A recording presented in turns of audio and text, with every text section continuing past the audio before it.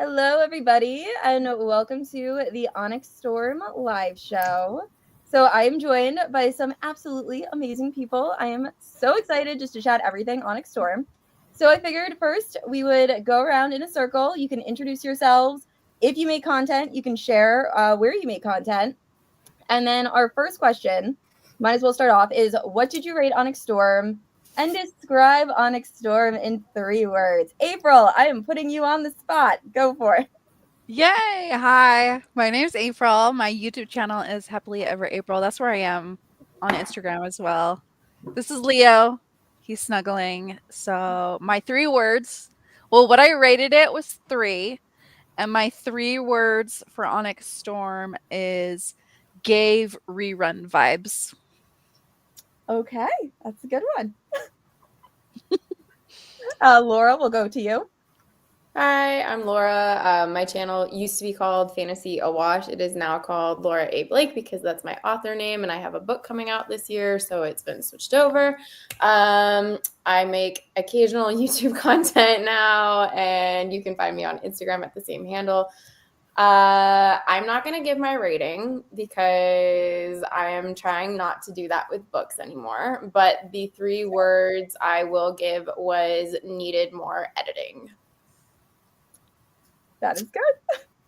All right, we can go down to Jen, and then we'll go back over. Okay. Hi, I'm Jen from the Book Refuge. Thanks, Jess, for having me. I'm very excited. Well, I rated this 5 stars, but I have stuff to say about it still. But my 3 words are epic side quests. Good ones. All right, Carrie, go ahead. Carrie with an I. I'm like, Hi. Carries are next to each other too, which is going to make this even more confusing. Hi, I'm Carrie. Not a content creator, just friends with Jess since college. I originally rated this 4 stars. It is now 4.5 for me. And I would say a fun, chaotic mess. Okay, I'm Carrie with a Y. I'm Book for Romance. You can find me on YouTube like once a year, or you can find me on Instagram every day, whatever your poison is. I'm like with Carrie with an I. Same rating, 4.5 stars. Wow, what a coincidence, you know? Great and minds, great names. 3 words. I was entertained. Very good. I was completely different with my 3 words, but I ended up giving it 3.5. That rating is liable to change because I just keep changing it. And I said chaotic, confusing, and fun. So overall, I had a good time with it. Let's see. We do have some people here. Hi, Kat. Hi, everyone. Cannot wait to hear your thoughts. So we all have very different opinions on this book, which I am so excited about. I was really hoping that would end up being the case. I love a different opinion. So, starting off, what was your anticipation level for Onyx Storm after Iron Flame? Were you guys like huge fans of the series going in, or were you kind of just going in based on vibes? Did you do a midnight release? Like, what were your thoughts? So, same thing. We can go in like a serpent, same order. I was really excited. I love how melodramatic this series is. I do not take it seriously in any way, shape, or form. To me, it's a CW show, and I just love everything. I love how like over the top all the characters' reactions are and everything, and that's why I think I was a little bit I won't say I'd like disappointed, but a little bit disappointed with this one because I didn't feel like that level was there. Because I gave Fourth Wing and Iron Flame like basically 5 stars. So this one was just like not as good as those. And I really feel like this book is very similar to Iron Flame. They both end the same way to me. So I'm just like, I've seen this. So I just wanted something new.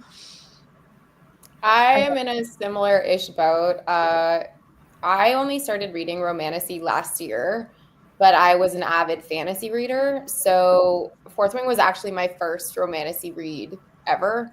And I really enjoyed it. I thought it was like popcorn for my brain, and it came at the right time and hit all the right notes. And I was like, I am geared up for this. This is really fun, really great. I was part of the group of people that didn't hate Iron Flame. Like, I enjoyed Iron Flame. I definitely saw flaws within it. I felt like compared to the first one, it did drag in a few places for me. And then I reread them both gearing up for the Onyx Storm release. I literally finished Iron Flame the day before Onyx Storm came out. So I went right in and was so confused, even though I had literally just reread everything. And I very much agree with you, April, in that it's becoming a bit formulaic, I feel like, the endings specifically. And I don't know if it's because I'm wanting it to be maybe something that it's not, and that's something that's like a me thing, and I'm superimposing expectations on it, or my brain is equating it to other fantasy series that I've read that I've had issues with, and I'm like, I hope we don't end up going that way, because I loved Fourth Wing so much, and I loved the concept of it. But Jess can attest to this. I was texting her while I was reading, and I was like, why are they still in school? Like, my brain could not get over the fact that that was still such a prominent plot point. So the hype was there, but the expectations weren't always met for me. Nice. So I was excited when I finished Iron Flame, but this is a series I'm okay like waiting for. So I think part of me, and this goes to why I said like I gave this 5 stars, but I do have a pretty low threshold of expectation for this series, because I say this every time. Like, I only read Fourth Wing because I saw everybody. Honestly, like, Carrie was one of the people really pumping me up for it. And like, Jessin and Crystal were reading it. All my friends were, and I was like, oh, well, let me just listen to this. This sounds cool. And so I listened to it all in one sitting. And then I was able to talk about it with all of you guys who were reading it. And the same thing with Iron Flame. So I was not expecting a lot out of it. And so the 5-star rating for me is easy to give because it's all experience for me. My rating for this alone, like, that does not carry over to how I rate everything else. Right. But for me, it's experience alone, which means also when I finished Iron Flame, I was like, okay, it's going to be like a year till we get another one. Okay, I can wait. Like, I'm fine with waiting and experiencing it. Whereas there's other fantasy series that I have much higher expectation for. And if I'd waited so long for the book, I would be like pissed. Where in this case, I didn't reread them. And because I didn't reread them, I liked that stuff was repeated. Whereas if you binge them, I completely understand. So I'll stop there with what I have to say. But can I interject a question? Is that allowed? Okay. I'm curious what fantasy series you like don't want to wait for. Like, what is the, like, you're saying you're like, I don't mind waiting for like the next Fourth Wing book. What's been a series that you're like, I need the next one right now? Empire the Vampire by J. Kristoff. Also, I mean, I hate saying what everyone else said, but like Sarah J. Maas for sure. I'm mad to wait, but that's another one too, that when a series like this, in my opinion, is written to be everyone reads it, I just don't expect it to hit the same things I want it to hit. Fair. So I'm okay with it. Like, I just go into it. I'm like, I'm not too invested in this. Let me go. And that's just me. So then when I enjoy it, I'm an enjoyment rater as it is anyway, because I'm a romance reader and a romantasy reader. So if I get what I want, I like it. So anyway. It's vibes. Yeah. Yeah. But I wasn't mad about it. I was like, cool. So I was very excited for this book. It's one of my favorite series because it's so easy. It's so fun. You know, I love all the characters, and I just laughed the entire way through all 3 books. So, especially with Taryn, like, I love him. So I was really excited for it. I downloaded it at midnight and started reading. So, but I think that was also a problem with the book and how I felt about it at the end. When you binge that hard, you have a different reaction. Now that I've reread it, completely different. So, Jess, reread. I will do a reread. I know. Sorry, I'm just over here eating my popcorn because I'm like, this is so fun. Like, okay, sorry. Anyway, I know Rebecca Yarros, and like, I was skeptical going to book 3. It's why I waited to read it, because I wanted to see what everybody else thought. I was getting mixed reviews. I was getting, oh, it was so great and fabulous. And then over here, I was like, oh, it wasn't that great. I'm like what I think Jen said this. I go in for a good time. Like, reality is before I went into Onyx Storm, because I did do the 2 rereads first, which I 100% recommend, because there's too much in there not to go in. I would have forgot, like, if I didn't go in with the reread, we'll just say this, like, I would have forgot like half the things, and it would be really tedious going into Onyx Storm. I would have been like, I'm not sure where they're trying to go with this. That's for me personally. Other people probably view it differently. So yeah, I was really skeptical going in there, and I wasn't sure if it was going to hit the same way. And, you know, I read a fantasy book before Onyx Storm, and I was like, this is terrible. And then I went into Onyx Storm, and I'm like, this is great. I think some of the more popular authors we tend to be more critical of, which is fine. Like, that's great. But I mean, I'm trying to compare it to other authors we read on a day-to-day basis. And I feel like the level is higher, even if you didn't like it as much as the first two. I feel like, and this, granted, this is our first fantasy series. I feel like even though it was confusing at parts, and I give it that, like, I feel like it was a good ride. You know what I'm saying? I have a feeling that if that whole first part when they're still at the school and she's just bombarding you with all these names of people and you're like, who the hell is that? Who the hell is that? Because if that part wasn't there, I'd probably give this book a higher rating, like, honestly, because I love the road trip. I love everything. Once they get going, I love those parts and forward. But the beginning part made me feel dumb. Like, I felt dumb. You're and not when dumb. I No, feel no. dumb in books, Yeah. it knocks a star Not a off. good Like, time. Bad on the like, author if you feel I dumb. get that. Yeah. 100%, because like I said, I was saying to Jess, I was like, why are we still at school? Like, I could not get, like, I understand that it seems like that is going to be the thing for the series. Like, she's going to graduate from Basgiath. And I'm like, you all have been told you have 6 months. Like, 6 months. We do not need physics right now. We need a plan and a plan. Like, let's work on the plan. So yeah, I think Who was telling you that? I was telling you that. Like, they're at war, but somehow they're still sitting in cars class. right. I was like, aren't You- they supposed to be like at war right now? Yeah. Planning You literally stuff. messaged me something verbatim that Laura had said like 2 days prior. That was like, why is this happening? And I'm like, Yeah. I think we all are gonna agree that the school thing is a little bit interesting. Yeah. To Oh, keep Yeah. that Basgiath can burn down tomorrow for all I care. Like, just Yeah. burn it down already. I'm wearing think my I get it though. Exactly. I get Are why we they're wearing not matching cool. shirts? Yeah, we're Yeah. twinning. We're I all wore twinning. that shirt yesterday. Right. We're all wearing them. No, I I just mean, got I mine. get why they're still at school, because it's the only where the wards are up. So, like, I get where she was going with that. I don't Right. mind. Like, But you don't need to be in class is like the whole Yeah, thing. Like, you and I can get use that the too. building. Yeah. Right. And I'm like, Right. in terms of like logistics and planning for a war, it makes sense that they would be in Basgiath. But like Right. the actual formula of their day-to-day did not Yeah. make sense. And like the whole committee thing at the beginning, I was like, Xaden is literally the most powerful shadow wheeler leading into Jess's like Professor Xaden thing. And it's like, he could just do what he wants type thing. And yet they're still succumbing to this council and stuff. I'm like, a lot of this isn't adding up for me. And like, I know someone said earlier, like, this is her first fantasy and stuff. And I think for me, this is the book that showed that the most, because I felt like the plotting was awkward in this book. And I felt like had this been a trilogy, it would have been perfection. And I felt like we had so much overlap with concepts and themes that were present in Iron Flame that then became drawn out and altered the pacing too much in Onyx Storm for me, that it kind of threw that off. So I don't know. Professor Xaden. Yeah, The most inappropriate teacher on the planet. Hey, I did not mind that at all. Come to me, Professor.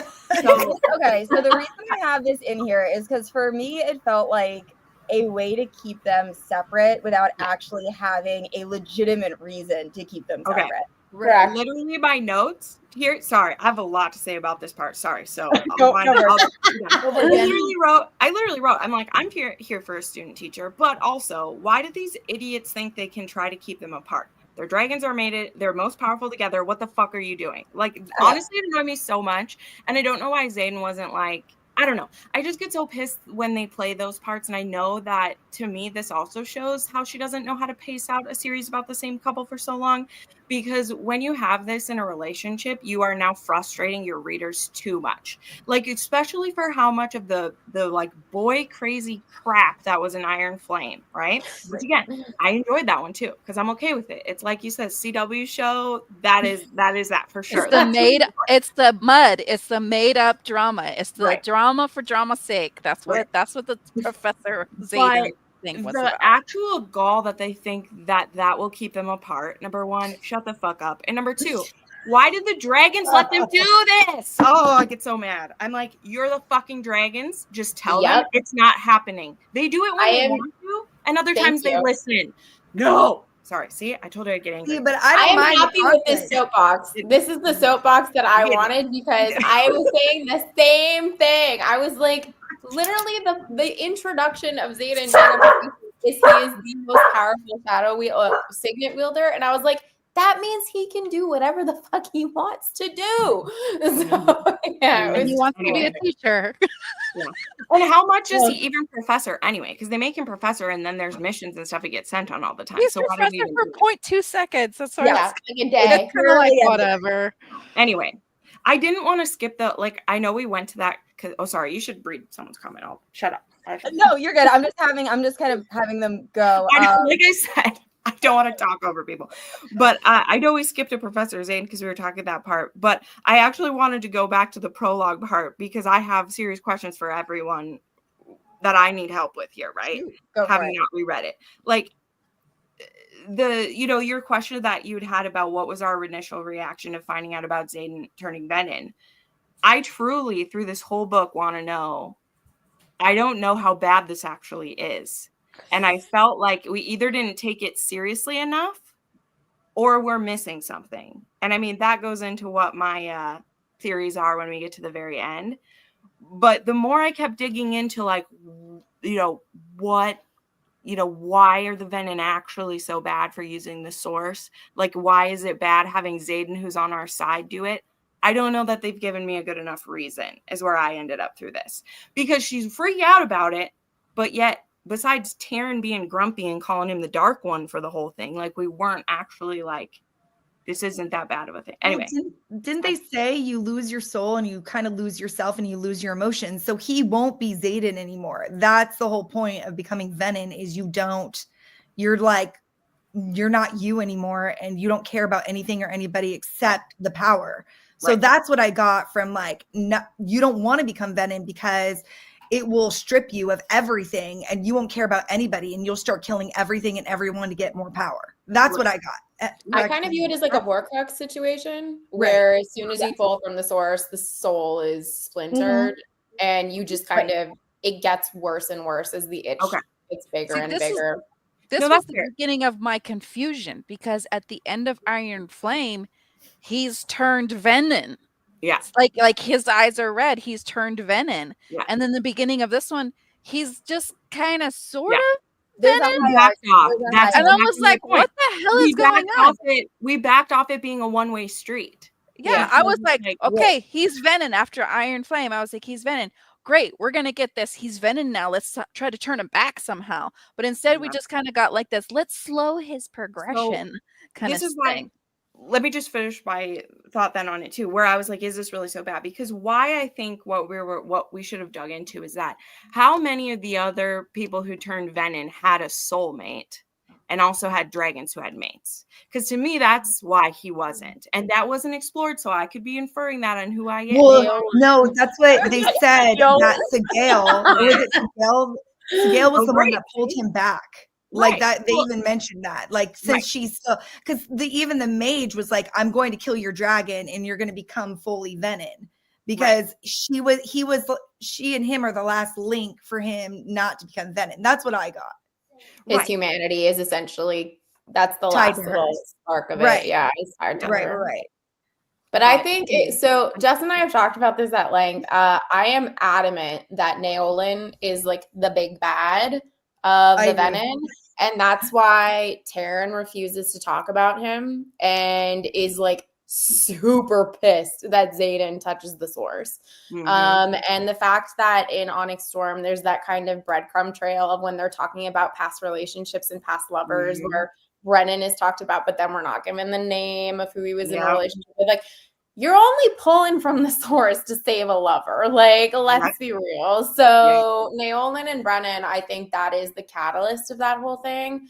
And that's in my So theory. is that a theory that you think your theory is that he's the big bad and it's going to come back in book 4? 1000%. I will be floored if it's not Naolin. And I'm jumping ahead. I'm sorry. But like, I think that it's quite possible that the very end of the book with the brother comment from Xaden is literal, and that Brennan, when trying to save Mira, used the source as a means to getting back to Naolin, because he wants to save Naolin. Like, I think it's all for him about saving Naolin. But so they didn't say who the brother was, right? Like, someone mentioned Dane. Someone mentioned, like, okay. Save that for the end. Say that for the end. Okay.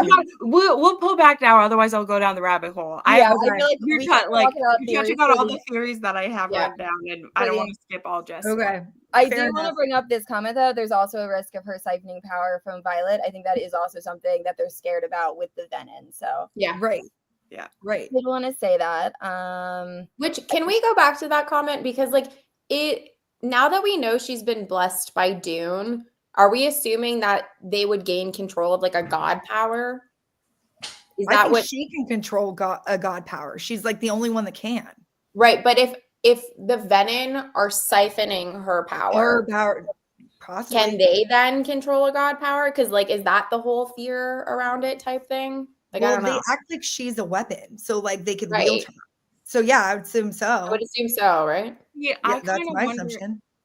Well, again, this is kind of the thing that I was wondering when I was trying to come up with theories too, is that I know there's a match on each side that was really brought up of that, but I kind of wonder if Violet is a pivotal point in the way of that there isn't someone who can exactly match her. It's which side she'll get pulled to that will have her. That's what I think. You know, and that's why they want to turn her, because I think there's only Isn't one. the girl Storms though? Isn't she her counterpart? It was her mom. No, it's her mom's signet. Mother's. Oh, okay. So maybe it's a character we haven't seen yet. Well, again, or there's only her because she's special among all, having, you know, she's the chosen one. So that's kind of too why I think they want her, is because if they need her because they want to train her, I think it's because there isn't a match to Violet. They need to take her to have that. Can we go back to the comment above, Jess? Because someone said, anyone else get Vampire Academy vibes? I want to let you guys know, I got so much Divergent vibes. It's unreal. Like, there are a lot of Divergent. I'm like, oh my gosh, I'm watching Divergent at this point. Like, especially when they go to one of the islands and it's like the island of knowledge or whatever. And you have the powers. You have there's psychic, physical, emotional powers. It's so like Divergent. Yeah, I'm like, okay. Anyway, for the balance thing. So obviously, like, if Violet is blessed by Dune and therefore is blessed by a god, there's a lot of hinting in this book that Xaden is also touched by a god, and that he's touched by the god of love, because the god of war and love are what balance each other. So I know that in terms of, I can't remember the other student's name, when he starts manifesting shadows and Xaden says it's the balance, basically, like in signets, they're not balanced, Violet and Xaden. But as people, do we think that maybe that's like the equal on each side, essentially? If like they're both touched by a god, like, can that be the balance? The balance? Potentially. It's so nebulous what the actual rules are to that, though. And I know. These are the things that I just try not to think about. If I did, my head would explode, because there's no logic to logicking. Let's be moving through some of Jess's things, because we're going to need a good 20 minutes to just I know, we're going to need a long time. Sorry. I'm skipping questions. I'm like, let's just get through the plot. Like, I have a lot to say about settling, guys. It's going to be a while. It's going to be a while. What were your thoughts on the different Isle societies they visited? I would just like to point out, this was my favorite part of the book, was the quest jumping island hopping. Side quests. Up until we got to that part, I was very confused and very bored. So what were your favorites? We had Unreal, which was more military, Hedotus, which is wisdom, and then Zelenia, which is luck, which is where they played that game. Or just your overall thoughts on the Isles. Like, what did you think? Yeah, floor is open. I loved, because I am a road trip girl in fantasy. I love a good road trip, and I wish this was more of a bigger, expanded part of the book. That's why I think if you took out that whole first part and just immediately went into the questing, like, I would have been totally cool with that. My only gripe about this really is that yes, I think each of them, not enough time spent in each places, but also I was like going back to the map and going, where the hell are they in the world? And none of these places are on the map. And that kind of pissed me off a little bit because I was like, where the heck are they? Is it this tiny island? Is it this tiny island? I didn't know. And that was the only thing. Because I was like, I want to know, like, I like to look at, okay, they're here. How, and it says it takes them days to get there. So where's the next island? You know what I mean? Like, I don't know. I just love going back to So where are they stopping? I didn't feel like they were on the map. That's insane. They're not on the map. Rebecca said it would be too much of a spoiler to put it in the book. Oh, that's annoying. Well, this is why I took completely disagree with that. Places. She expanded our map when we get it, right? Like, it could have been at the back of the book, or it could have been, somewhere. I almost completely disagree with that, though. It would not have been a spoiler because you don't know what those places are about. No. You just know it's another place on the fantasy explore map. the map before they read the book? I do. But okay, I'm like, I don't. I just jump right in. I love a good map. But it doesn't mean anything to me. Right, I just like the names of things. Explore the map and understand it before. Yeah, I like having a general idea, especially. Like, I used to be an epic fantasy reader. I want to know how long it takes people to get places. So that for me is a big thing because like I just said, where are they stopping? Like, how often do they need to stop? Because like on those stops and things, that's usually where good plot is happening. Like, like there's an inn that people need to stop into that only has one bed and stuff like that. So the fireside chats, in the creepy woods, and like that's where your relationship building is into me in those places. But I have to say though, it's the reason why I gave it a 0.5. Because there was times where I'm like, are they at an isle or are they back at Basgaiath? Like, I wasn't sure where the heck they were. Right. Like, there was times where it's like they went to an isle and then came back. And then they're in Professor Carr's class and then they went back this way. I'm like, that's why I took, because I was confused at where they were at what point. And then I finally got the isle jumping once we got to the third isle. Then I was like, oh, they're isle jumping. But it took me longer to figure out which way they were going. And it wasn't very balanced. Like, they spent a really long time for good reason on the isle where his mom is at. That was great. That whole thing was great. But then the Luck Isle gets like what, 1 or 2 chapters. That's it. And then bada bing, bada boom, they're out of here. So just long enough to kill somebody. Yep. Okay.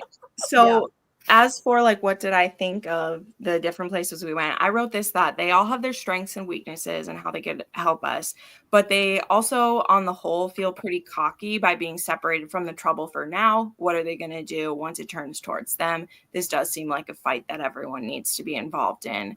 And it's possibly because it's only book 3 out of 5 and it's not bad enough yet, but if it's 6 months, like that's the whole thing that kept lingering for me at the back of my mind. I'm like, 6 months is so soon. It's not like it's 2 years type thing. Like, it just, I don't know. I feel like people should be a lot more concerned than they are. Yeah, but I loved this part of the book. It was my favorite part of the book. The only thing I would have really liked, besides having longer stints on each of the islands, was I wanted on the initial island where Violet gets her father's work to that be more agency on Violet's part. Like, I loved the humor of that scene where the shopkeeper thought Xaden was Dane and all of that stuff. Like, I enjoyed that. But I almost wish it was more Violet, like, snuck out by herself and went and did this thing on her own. Like, I wanted to see more of those independent moments from Violet in this book. And I found that the island with the Irid happened way too fast. Like, that for me was so quick that I was like, is that conversation over? Like, I actually had to like pause and go back. I was like, did I miss something?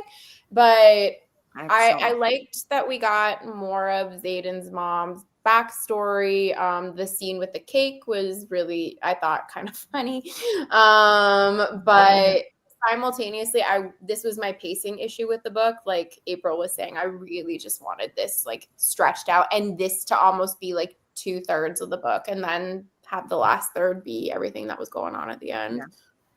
It was a battle of wits, like against a Sicilian. It was great, like from the Princess. Yeah. That's exactly what it was. Yes. It took me back to Princess Bride. I was like, Yes, yes. I loved it. So on Talia, I actually maybe I don't know if other people have this. I have a bit of a conflicting view on her because I said it's really easy to judge her for leaving, because we love Xaden. But if she's from a world where marriage contracts for heirs were normal, like what did she really do that's so bad? I know that sounds awful because you're leaving your kid, but I feel like she also probably escaped death by doing it because we know what happened to, your mom left, but wouldn't she have been killed anyway, probably? And then she'd be dead. I don't know. I think Xaden's too much of an angry emo boy about some things. It's not that he has to love his mom immediately, but I feel like his like anger part of it, I'm like, yeah, that's another part. Maybe that's the Venin starting to take over him that he can't. And I'm like, I get it completely. What you're saying. I agree a lot with what you're saying because I felt like his mom, while did a terrible thing by leaving Xaden. Like, I think we can all universally agree, like, leaving Xaden bad, like, not great. But simultaneously, it sounds like his mom was involuntarily sold into a marriage. So, like, she's essentially being used as a breeding mare. And we're just sitting there going like, yeah, accept that. That's great for you. And that's the rest of your life. Like, that sounds awful, and I would like her to have some level of agency for herself, which she did. She just didn't maybe use it the right way type thing. Yeah. So I'd say she's skewed morally gray, but that makes her a more interesting I don't character. love her. I don't want to have her like for tea, but I think that his like level of anger about it, I'm like, I don't know. I feel like it's something his brain could have worked through beforehand to think of like, you knew what this was. It doesn't mean you can't be hurt that she did it, but she would probably be dead. You wouldn't have like a younger like siblings at all. And she was in an abusive situation probably. And I think it's also though, for me, the way she did it, I think Xaden is also hurt because she just up and left on his birthday without saying, hey, I'm leaving. So I feel like she could have gone about that just a little bit better. Yeah. And he was 10. He was 10 or something like that. Yeah, he was 10. No, I don't. All I know is I know this is just contract. This is just me and my mama bear thing coming out because I'm a parent too. I don't know if it's that, but I ain't ever leaving my kids. I would rather be abused and stay with my kids than leave them. I don't know. So that's why I don't have any love with her. I really don't. And there's something in that conversation that happens before they leave where she gave up on him in that situation very easily. And I think that's why he has no love for her still, because she doesn't try to fight. She's not fighting at all. She's like, this is my situation. This is what's going on. And she doesn't even try.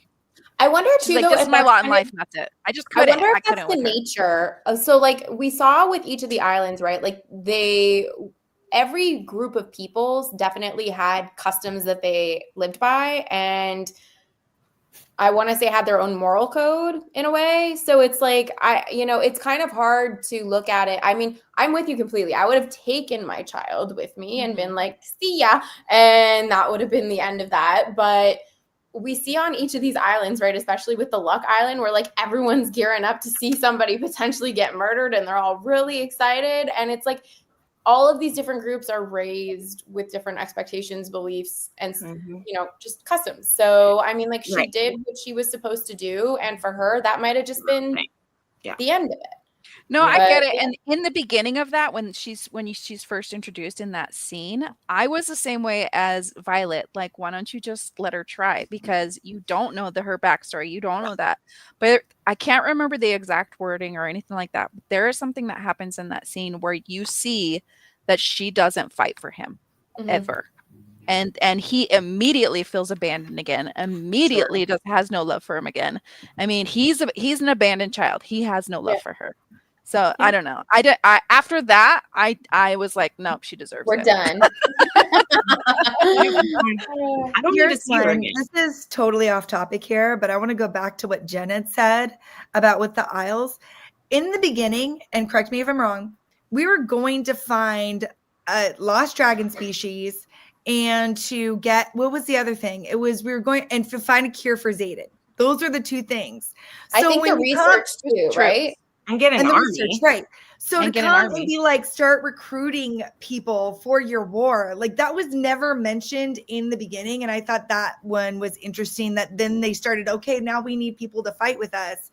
And I don't think that was ever specified in the beginning to like recruit warriors for your war, which it obviously makes sense, but it was never like hammered home, like, yeah, maybe we should start recruiting people. I don't know. I feel like that was a Isn't that why they go to the first place with the prince, though? Is it the prince or whatever? Yeah, Because Xaden. he's supposed to make that deal. That's the first place they go, I thought. Anyway. Mhm. Okay, then I must have missed that because I was like, I thought they were No, he going there for the follow up. knowledge. Like she was trying to get the books. That With was the kind of tiger. like their original goal for like the school people to know they are out to get more people for their army. They're out to get troops. Okay. And then I must have Violet's missed that. I think why you see the other goals more is because those are Violet's goals. Violet's goal is to get Right. a cure for Xaden. Violet's goal is to find the Irids. Violet's goal is to know Well, see, more about and her that's why dad. they need to, like, why is Teddy Hamilton only have one friggin' Girl. chapter? We'll get there. I think we'll get there. Like, because- let's be real, because like We have a you're lot of going down feelings Violet on that, road. yeah. I don't Let's wait. think Let's any wait. We know how we feel about that. It's stupid. Okay. What's next? Oh, sorry. Nope, I you're had, fine. I had a visitor come in while like literally just at the wrong moment. Oh, you're fine. Let's You're see. managing many opinionated people. You're doing a great Yep. job. Thank All right. We finally meet the seventh breed that I never pronounced correctly. They refused to help. What were your thoughts? They were some very passive dragons. I will say that. Yeah. I was slightly confused by this. It just seemed like they left Andarna. I'm not really Really sure why they fast. left Andarna. I think they left her to see what they do with her. I kind of liked it. Yeah. So what are your guys' thoughts? I will leave it open. Oh, go ahead, guys. It didn't really make sense. Like this for me as a plot point didn't super make sense. This is one of my overall issues, I guess. If there's such a so Jess and I have talked about this. We did a live stream on mine where I think that the Irids magic is the solution to the Venin. Like the Irids are the cure to the Venin because there is a theory that Irids channel from the sky and dragons at some point, their magic came from the earth, which is why when they're traveling from island to island, Violet is still able to communicate with her dragons where no one else is able to communicate with their dragons because one of her dragons is an Irid. So it makes no sense when you have a group that is essentially like the cure and doesn't channel magic from the ground to leave one of your unborn children with a group that you have deemed corrupt enough to leave. Like that does not make sense to me. And if you're saying like, well, we're attempting to build a bridge, it's like, then you would send a diplomat, essentially. Like the dragons have a council. That is literally the purpose of the Empyrean.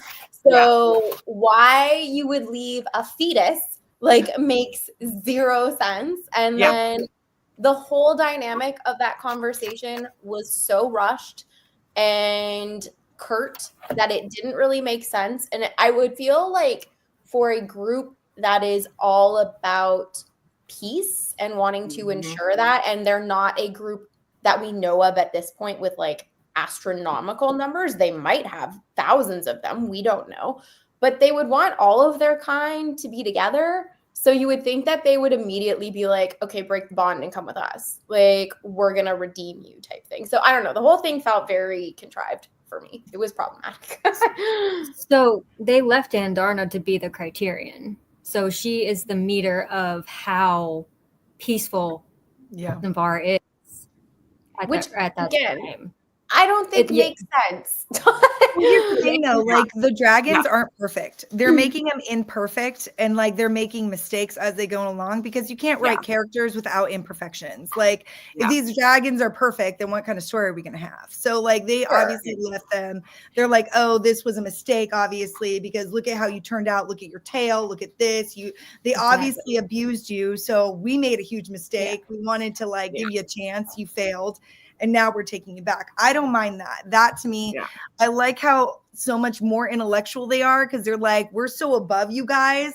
I just can't even communicate with you at this point. Yeah. You've given your chance to tell me your things, and now I'm like, and I like how like they act superior, but in the end, I have the feeling in book 4 it's going to come around where it's going to bite them in the butt.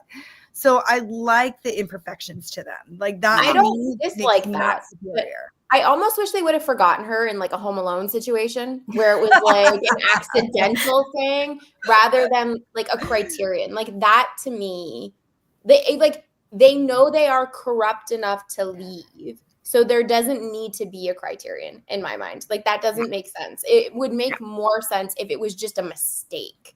In which case it's like they would be impressed that Andarna found them, but simultaneously disgusted because she's bonded with a rider. Like that to me would have been, I don't know. I would have been more intrigued by that.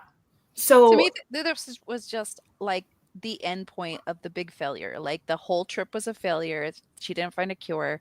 She didn't get any troops. And I think it's just to kind of, for me, it was more of just to complete that sense of failure in the book for Violet, that Violet and Xaden aren't as powerful. They aren't as smart as they're supposed to be. And they fail at things because they're young and idiotic and impulsive. And yeah. Here's another one where these have these dragons that are older than dirt going, oh, you stupid little human. Of course, we're not going to be happy about what you're doing. So to me, I was just like, okay, to me, it makes sense that they've been in hiding for so long because they don't want anything to do with you guys, you drama queens. Okay.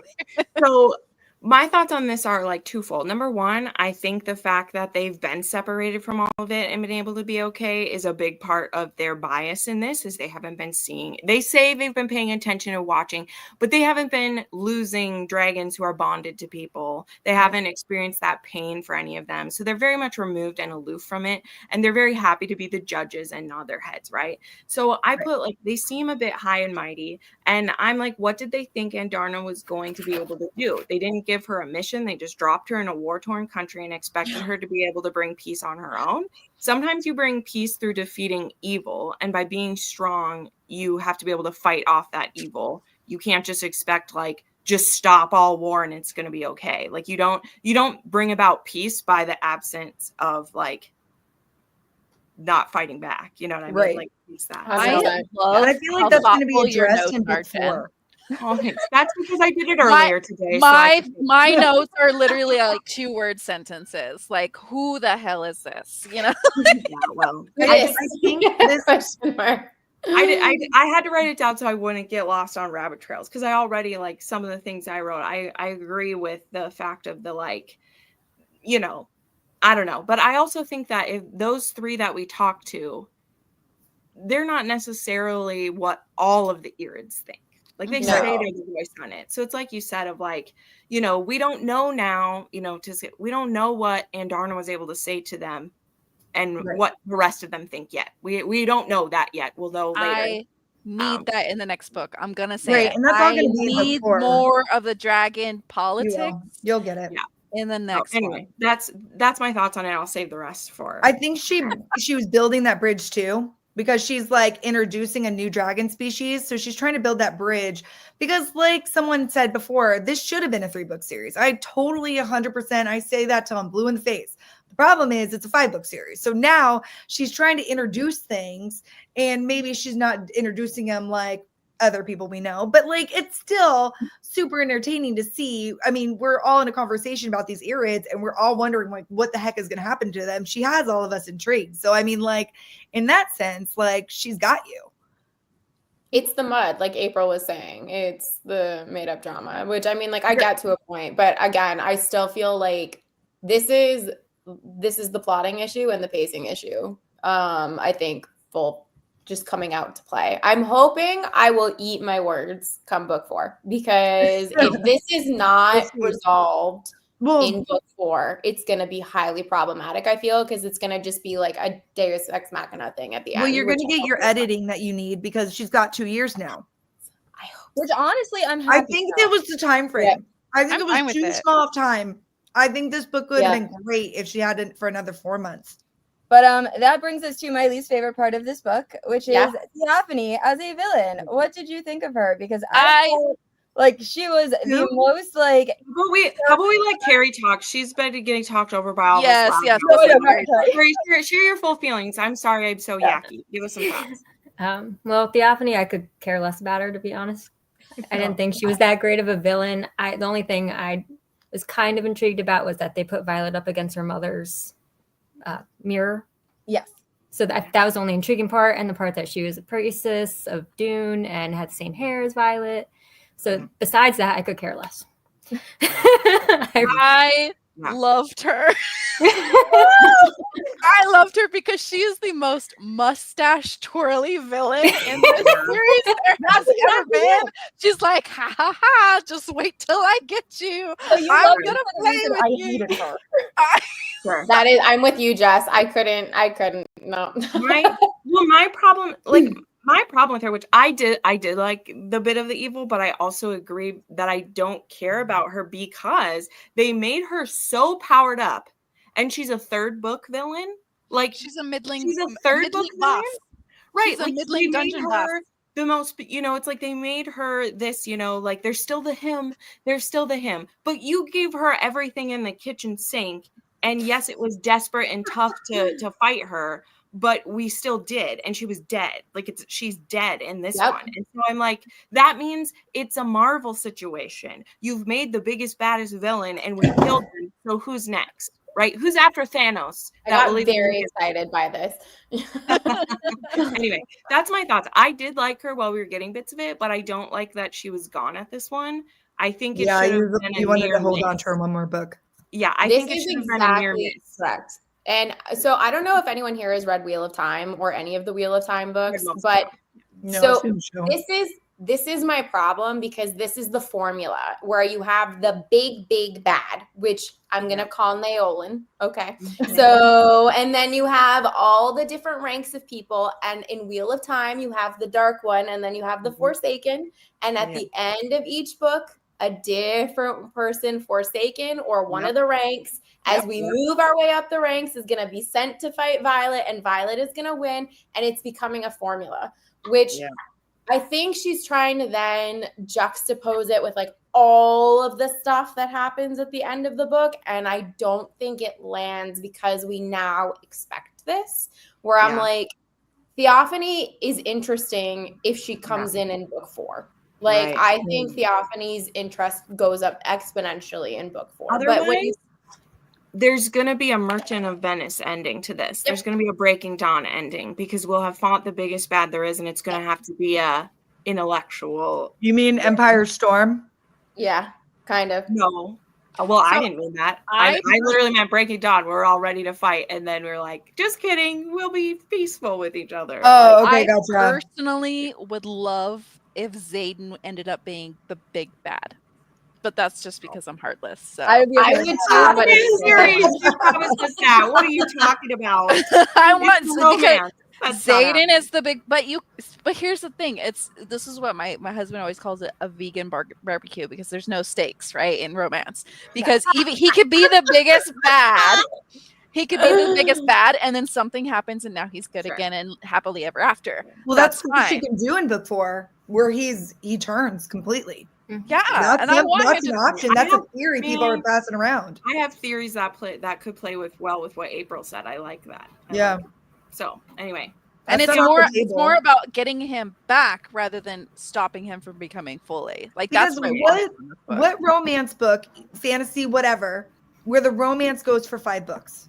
Name one, because I can't think of one. But from Blood and Ash, and it's going on for too long. Yeah, I have not read that series. Zodiac Academy is another one. No, I'm good. But are you guys loving it? Or are you guys fed up with it by now? I'm a generally shorter romance. Yeah, I'm into like it. 4 books is generally like my Here's the thing where she messed up, but yet also needed to feed people. They shouldn't have gotten together in book 1. There shouldn't have Right. been anything. Agreed. But because she promised like romantasy, which is all right, that's what the market's at, that's where we're Right. at, that's fine.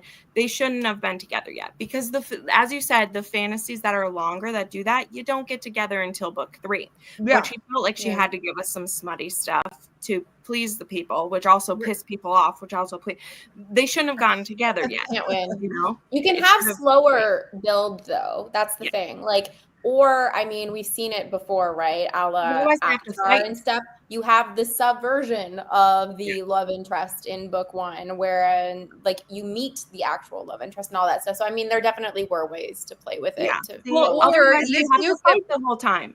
They have to fight with each other and have problems and kick him out of the room for the night and him lie to her. Like, that's the only way to keep tension in the relationship then, and that's annoying. But this It makes is them something whiny. I like that, of course, I'm going to say it on Bloom of the Face, that I like about Sarah J. Maas. She introduced other couples. Like, I would have really liked to see Violet's sister with that Drake guy that she ended up kicking in the... Yep. I would have loved to see something along those lines. I want to see them and their happy family and their cat.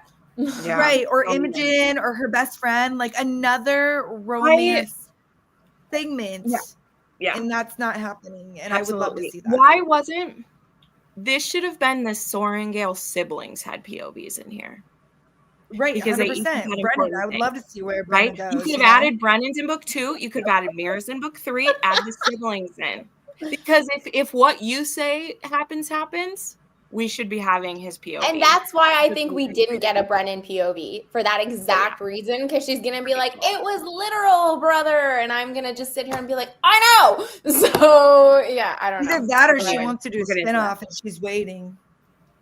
No. I have seen, from what I've heard, the only spinoff that's potentially in the works as it stands is a prequel of Papa and Mama Sorengale that I've heard. But of course, that could become a whole different set of things. Right. All right. What did we think about the dream walking? How did we feel this being her second signet? I'm going to be honest. I was kind of like meh about it. I was I thought it was boring. Yeah, it was not my fave. The problem is you thought it was boring. What did everyone else think? I didn't think it was boring. The problem is they didn't show how awesome it could be. Like, can you go in these dreams and like change these dreams and like make people do stuff? Like that, I just don't know enough about the signet to know. I need an inception. I need an inception. I don't know yet. I think she'll have to use it. Oh my gosh! In the next book, that's how she's going to talk with Xaden. It's going to be in their dreams. Well, I think 1,000% why we separated. And I would love that beyond measure. I'm not going to lie. 1,000% that'll be how they communicate. That's why we introduced that when we did, so that now that they're gone, like that's the only way she'll talk to him. Yarros came out in her chat with the Fantasy Fangirls recently. They asked her how much signet-wise we have seen of Violet's powers. And she said with the signet that she gets from Terran, we've seen about 85% of what Violet can do. And with the dream walking, it was like 10 to 15%. So it's very preliminary of what we've seen so far. Yeah. Okay. Which is exciting. I'm excited. Which makes sense. Potential is there.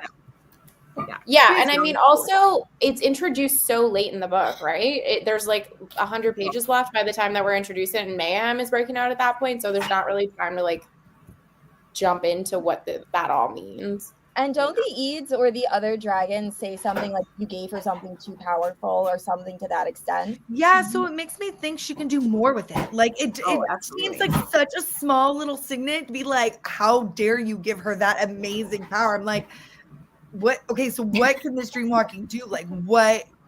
I mean, unless she could erase memories, like I don't know what else would be substantial, you know? Well, Imogen can do that. We found that out. Imogen sure can, yeah.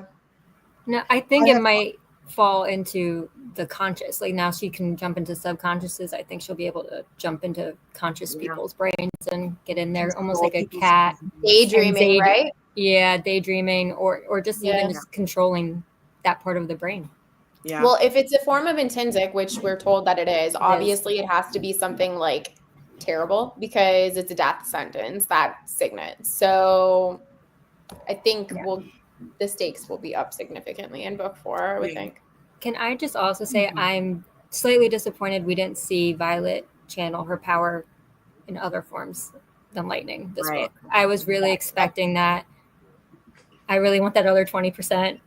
because I'm pretty sure like she can control other people's signets. That's what made Mira's wards extend in Iron Flame, and that's what made her be able to, what was in the flight jacket. She had something in the flight jacket, and Rhiannon pulled it through the wall.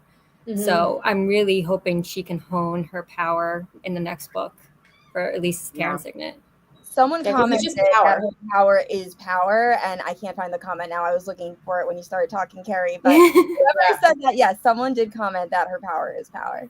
Yep, it is power. All I haven't right. seen it yet. I'm way behind on comments. Sorry, guys. I mean, I think it's true too, though, that again, this is the problem with the 5 books is she has to keep some stuff, you know, like she has to hold some stuff. So it doesn't make sense. We haven't fully explored all of that. It's just like, then it feels who said, like, it feels like reruns. Like, that's what it feels, because it's like, she's going to get in this point and we know what she's going to do. And it'd be cool if it was pushing her to do more things. So and her something else she added to the story at a last minute thought, not as like an integral part of this particular book, which to me is also why I say boring, because it didn't really mean anything yet. It didn't mean anything yet. So in the next book it might mean something, which I won't think it's boring then, but like it just was like an afterthought. Right. This book is all about Xaden turning. Like, that's pretty much what the book is all about. But I mean, I think one of the things I'd like, because they mentioned the gods in this and stuff, I want to know, like, can she wield a god's power? Because that would be rocking. Like, I think she definitely can.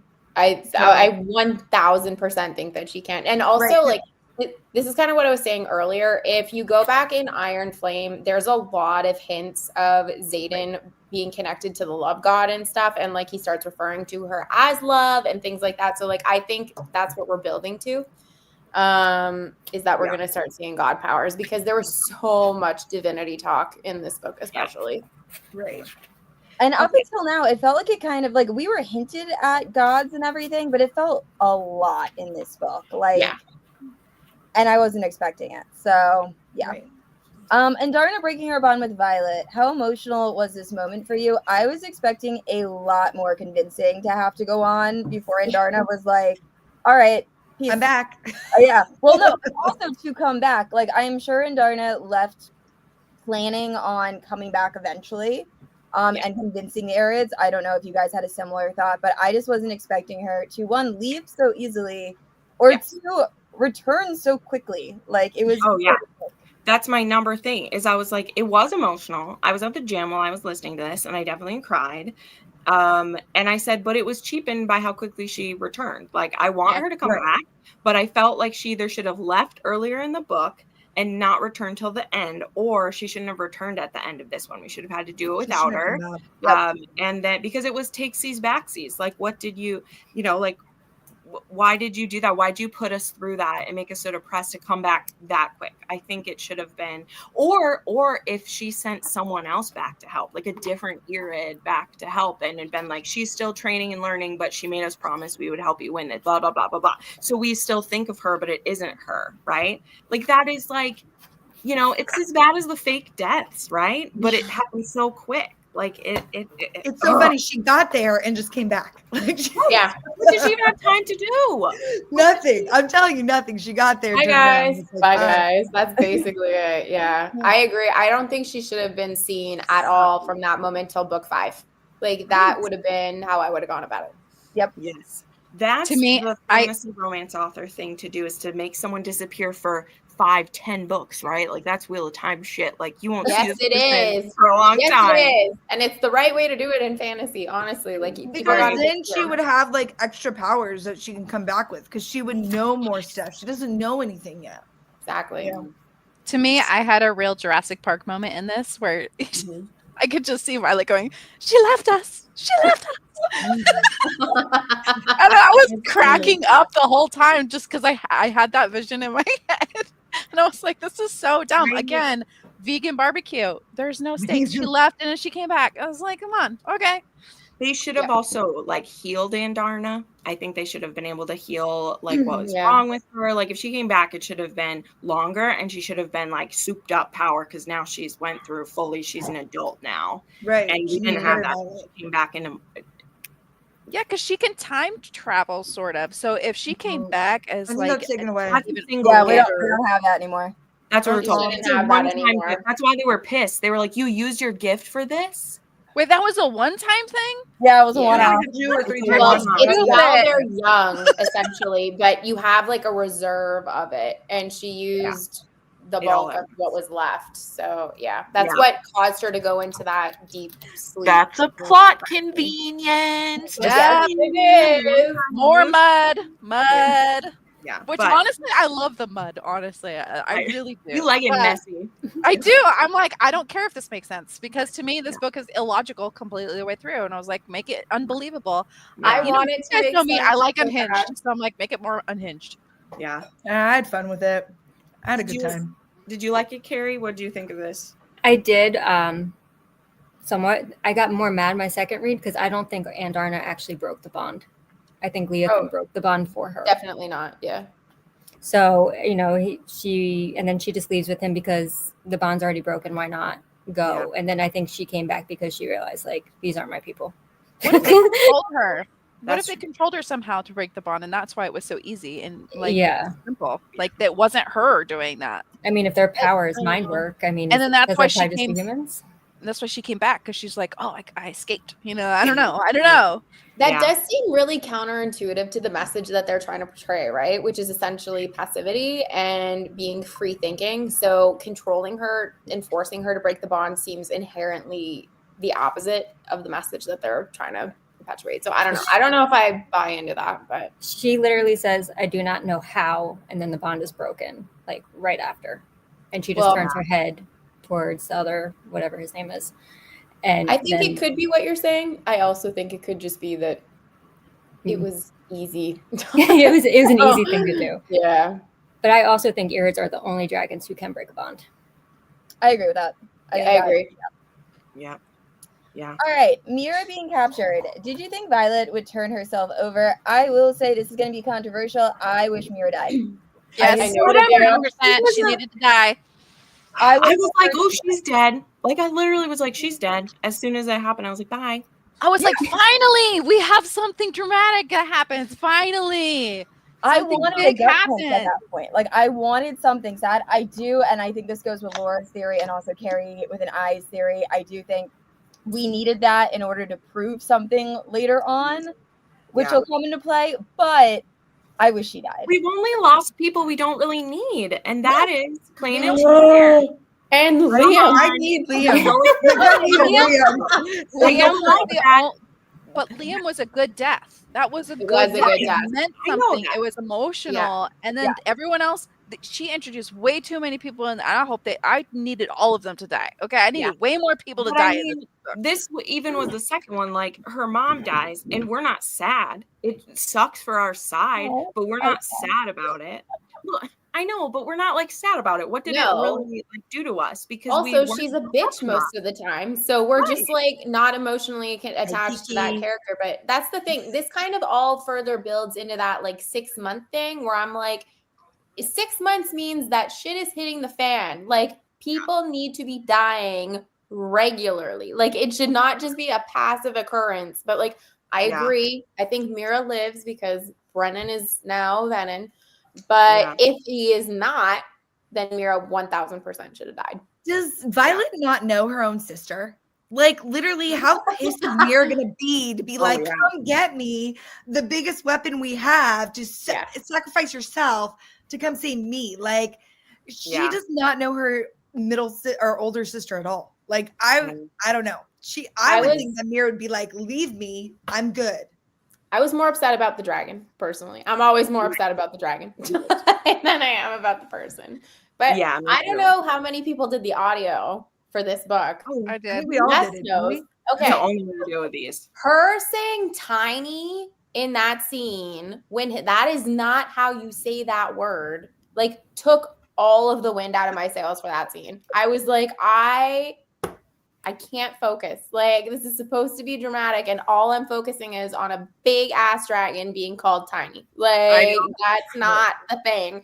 So, yeah, for me, I struggled with like that. he's a biker named Tiny or something like that. Right? Yeah. Oh, So, No, yeah. I think that, I mean, I get it in the fact of like they've already lost like their parents, they're all each other has, but I don't know. And it also felt dumb to me that Mira would have got herself caught. Like, I just feel like it should have been someone else. But also with the stakes, I was like, oh, this is it. This is going to push us into the final battle. We got to kill her off. And then like, but yeah, you're right. If there was a high cost to that saving her, because like she was like almost she was dead.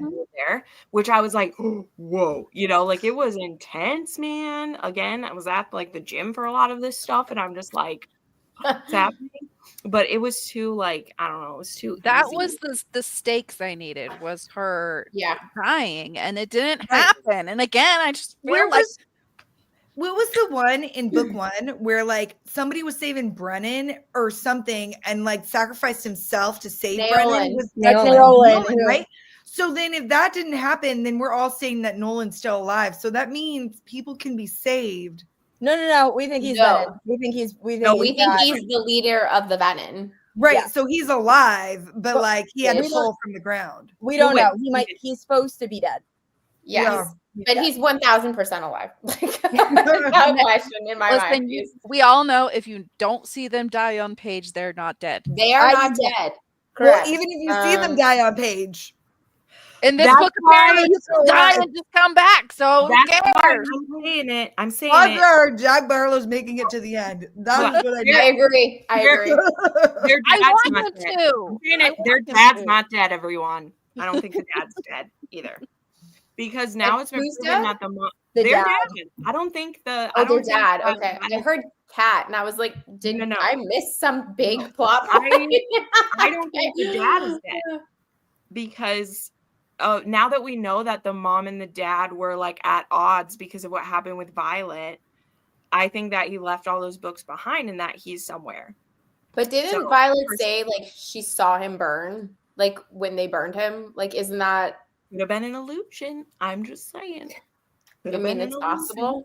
In one of her interviews, Rebecca Yarros did say he's dead. Yeah. But like you said, she can be just, throwing us off the loop. You can be right too. But back as a ghost to give some sage advice at the right time. Yeah. So she did also say that Liam didn't wield ice. So like, she says dead is dead, but Jack Barlow must have like 600 lives. We never saw his body because I actually said that in my recap video. I made a joke and I was like, I bet you Jack Barlow's alive, and then he showed up. Gosh, that guy has more lives than a freaking cat. Anyway, we gotta keep pushing. I just have so many thoughts here, but okay, wait. Where was my question? I just had it. Sorry. I don't think it was. It was the brother. Did we answer this? We answered that, right? We answered this one. Nope. I literally had no clue, so I'll go with that answer you said. That makes sense. I almost don't care who the brother is. I don't know. I think it's gonna be. I vote Dane. I vote Bodhi or Brennan. Whose brother is he? Bodhi or Brennan. Bodhi or Brennan. All right. I'm the B team. Brody. I just feel like Dane was gone and no one knew where he was. Oh no, it definitely could be Dane. That's 100% a possibility. I also feel like though the only saving grace for Dane, eyes on me, Eidos, is that she is now setting up that relationship between Dane and Sloane. And I feel like because Violet and Xaden are going to be apart in book 4, there needs to be new love interests. Which I hope she introduced that void. So I think it's going to be Sloane and Dane and Garrick and Imogen. So I think that group is safe. The sister and Drake, right? Or that, yeah. Or all the sex is going to be in their dreams. Like she can still get people romance through their dreams. Like let's be real. If she wants to give skin time, we've already seen them do it in dreams. In this one of them isn't. So I do think though that she's going to want to have some of that like. That yearning slow build. I don't know. That's the vibe that I'm getting. So I think that we're going to get that with Dane and Sloane specifically because that's going to be like our new enemies to lovers trope, I think, for the latter half of the series. But I mean, I'm pretty solidly, I don't know. I don't want it to be Bodhi. I really do want it to be Brennan, but I think there's a good chance it's Bodhi.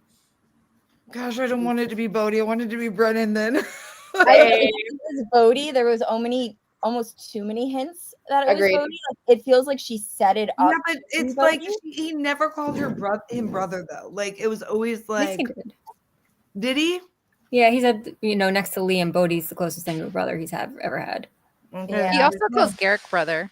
Yeah. He does, but it's also the terminology that the Venin use, right? Like Yeah, brother, brother is for anyone brother. who's Venin. So It's interchangeable, but I just feel like that is a typical Easter egg thing that she's put in, and it's meant to be literal. So that's why I'm sticking to my guns with Harry Venin, is even though I think it's wrong. She made it vague enough she could change her mind if she wants to. She is sure the did, thing. yeah. And knowing Rebecca, Yeah. she could pull somebody we've never even met before yet in any of these books, and it could be someone totally new that we've not seen yet. I hope that's Or not his the case. little I his hope half that's not the brother. case, because I'm gonna be real pissed if it is. All right, what did we think of the ending, just in general? We can just kind of group all of these questions for like one thing. I How did not did like you the like multiple POVs. Okay, multiple actually, let's do that first. What did you think about the POVs? I did not. And this was another thing that was like, oh, why do I feel so dumb? Because I'm like, who's Jen? Who the hell is Jen? And I had to go look at the book, the physical book. Oh, Imogen. Okay, I don't know who. I've never heard her called Jen before, and I just felt it was so weird. And I like a good multi POV, but when it's done from the beginning, you get that relationship building with all those people. This is again just thrown in there at the end as a weird. Want to know? I thing. want to know who told her that a single POV fantasy series for 5 books long was a good fucking idea. Because I would. Well, that's the problem. Is she did the This additional needs POVs at the end. multi-POV. Hold The on, problem hold on. is she needed to do the POVs like throughout the Throughout. book. Why we I put them all at understand. the end? I don't understand. Throughout. That is what I'm saying, though. I'm Yeah, saying that here is like the first book alone could have been it. Mhm. It could have been a single POV because it's her. But we need to add other stuff in. Okay. Again, I like being in Violet's head. Not everyone cares for Violet. I don't mind her. I like her. But I'm getting Same. sick of her and her Right. circular I'm getting thinking sick of her too. over and over and over. She thinks the same things. I like getting the POVs of some of these people. I like learning more about the other dragons and being in their heads. I think we needed them, especially, right? You know what really pushed me to this? We do not see the pain of the people who cannot contact their dragons while we were on the trips, right? Violet being the only one who can. We need to see what that pain is like to be forever removed from your dragon like that, and what it would be if the dragons were silenced to us if the magic's gone and we lose them. Okay, 100%. I'm just saying that was a perfect opportunity for showing that, and we don't see it. And I just think it's dumb. It's dumb that we don't get anyone else. Okay, anyway. Especially since she's crafting this huge epic fantasy world. Usually in those epic fantasies, you have multi POV because there are so many different layering plot points that are going to converge at some point. You won't have that in this. And then even I want a Venin point of view. Like, what are their motivations? And it just, kind of pulls the pieces together. You don't get this. This is totally just thrown in there for some lame death. I'm sorry, another lame death. This is Yeah, her I mean, herself getting in the way. Like a fantasy author would know to put those in. Like, I'm sorry, you would put them in. Name people who don't. At least have dual. And this is the problem too, is like this is why people have so much confusion on who's who in book 3, because we didn't get any backstory to anybody else. Like literally, like you don't know Imogen very well, you don't know her best friend very well. I don't even remember her name. Like it's literally but when they started doing her point of view, I didn't either. Who is this? And then when she started talking to her dragon, I was like, who's that? Like, I didn't realize it was her dragon she was talking to. How much more would Kat's boyfriend's death have meant if we'd gotten her POV before? Right. Her POV would have been so good. It was her boyfriend. Oh, yeah. Like, who is it that died? Right. See, that's part of it too, right? Like, we have that whole mythos of how there were the 3 brothers. There was the one that channeled, from the sky, the dragons, the earth, whatever. And I feel like POV wise, that's what we should be getting. Like, it would be interesting to have a rider POV, like a griffin rider, a dragon rider, and a venin. Like, that's what enriches the world. And I mean, like, this is exactly what people are saying. Like, if you look at Throne of Glass, you have the first few books as Selena POVs, and then it becomes multi POVs because the world needs it. The story dictates and she learns from that as she went along. Exactly. And that's what we need. that's where I come back to is like either have that or again, I think she could have gotten away with just having the 3 Sorengale siblings because one of them is like the scribe always working on that. One of them, she's doing the missions, and you have the military side with Mira. Like then you get to touch it all and we get to know who their friends are and we get to see that stuff. But I don't know. That remains one of the biggest irks for me. And it gets worse every time because I keep expecting her to add just somebody. And then having those POVs at the end where someone said it pissed me off because I'm like, I would have loved to have those POVs for more than this. What are you doing?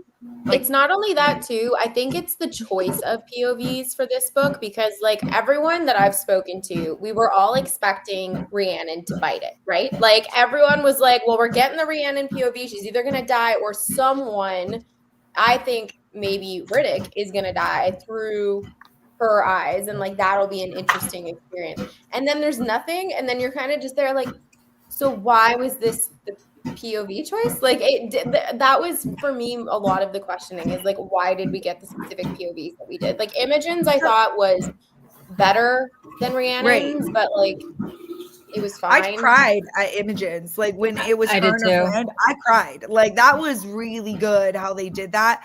I just wish I would have got more backstory. I would have been bawling if I got more backstory to the person who actually died. You know, than it just, you know, her good friend, you know? I want to kind of go off this comment that said, it doesn't feel like Yarros plotted the entire story ahead of time. She's adjusting on the fly.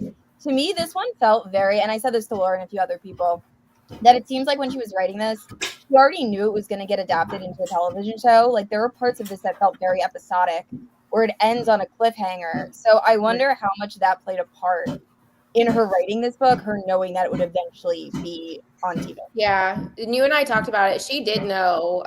She knew before Fourth Wing went to publication that it was getting picked up for television. So, and she says that she plotted all 5 books at that point, but didn't write like in-depth notes.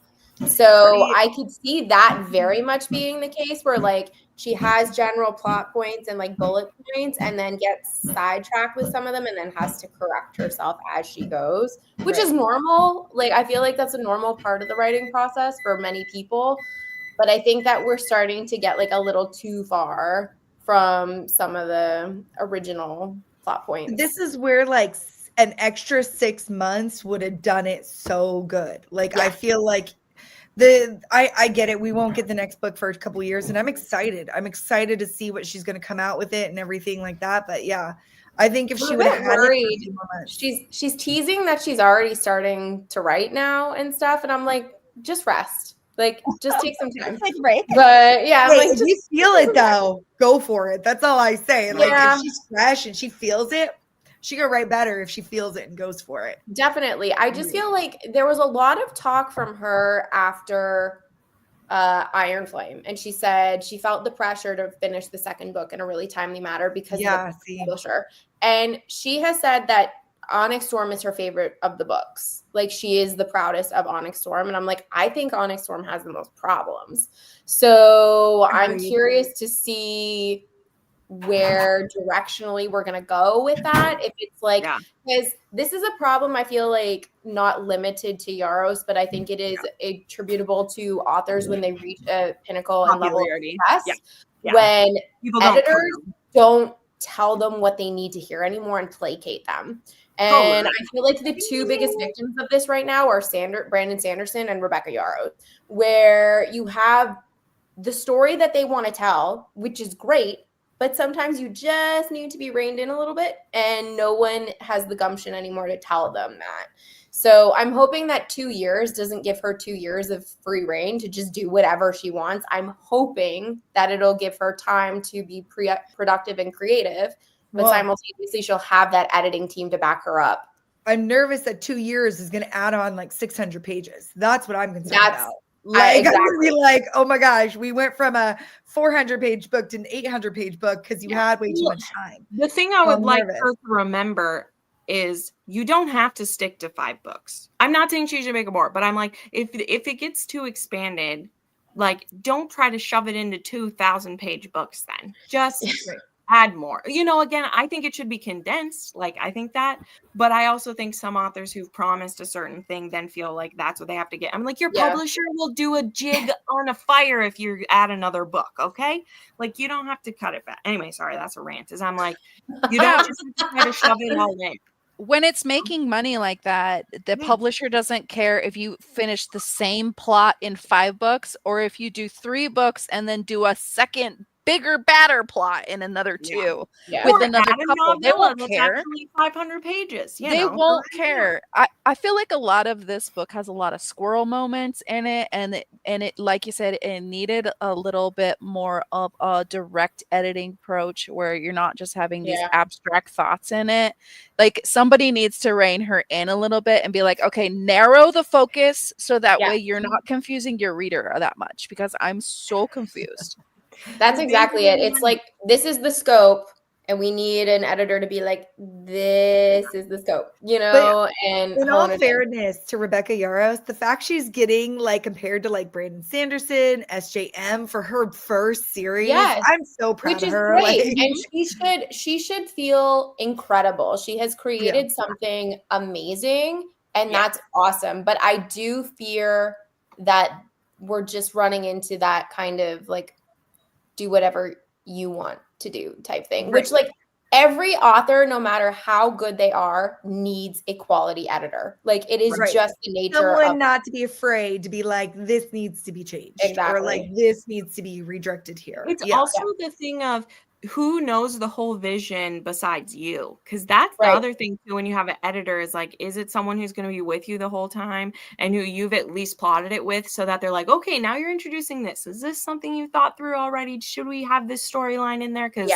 if she's just turning in a book at a time and someone doesn't know where she's going, well, then they're well, whoever plotted Fourth Wing should get a raise, because that by far out of the 3 books is my favorite book. And hire them. We need that.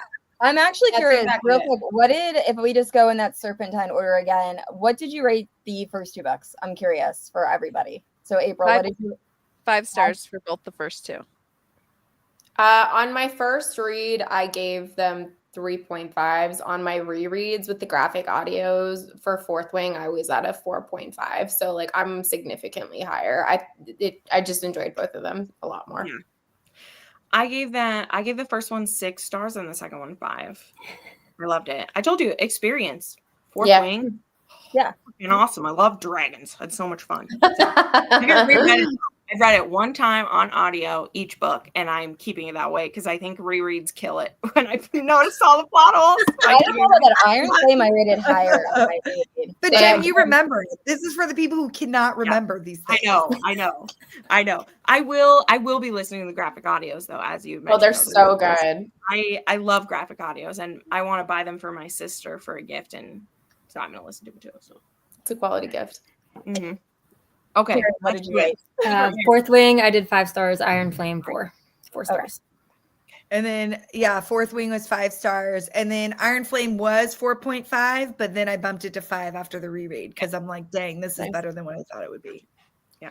I'm sorry, Jess, go ahead. You're fine. Fourth Wing, 5 stars. Iron Flame, 4 stars, and then this still around 3.5. So we're kind of going down, but Fourth Wing I just thought was phenomenal in terms of pacing, characters, action, just everything. Yeah. Perfect. Great. You were like in it the whole time. Yeah. And you don't have expectations that have to be met then is the thing. Like they're starting a fresh world for you and it's all new, right? So it was going just back to fun. Yeah. I mean, in terms of edits, there's 2 different types of edits that authors get. There's developmental edits and there's line edits. Line edits are just to check your grammar and your punctuation. Developmental edits are to make sure that your plot makes sense. It's really clear that Fourth Wing had developmental edits. And a lot of authors, once they have that first book done, they stop doing the developmental edits, which is a really stupid idea because as worlds get bigger, it gets really complicated to make sure that you're maintaining those threads correctly. And I'm wondering if that's something that has happened here, because I feel like it was very obvious for Fourth Wing that it was developmentally edited because it was so new. Everything was great. It connected well. The Easter eggs were so well placed. And I feel like you get a lot of that in Iron Flame too. And then we got to Onyx Storm, and I was like, it's not the same. Like, it's Right. missing that thing. Well, for me. I feel like she was rushed. Like, I don't know if it was just me, but I feel like she didn't have the time that she needed. Maybe. You know what? This whole book could have been just the trips to the Isles. Yep. Yes. It could have been 1, 2, 3 parts. Yes. It didn't have to be 700 pages. It could have been 500 pages, and we hit those with a battle at the end of it. Yeah. Yep. I would have liked the 700 pages and just exploring the Isles a little bit more. Yeah, I would me have too. loved to spend more time in those Isles.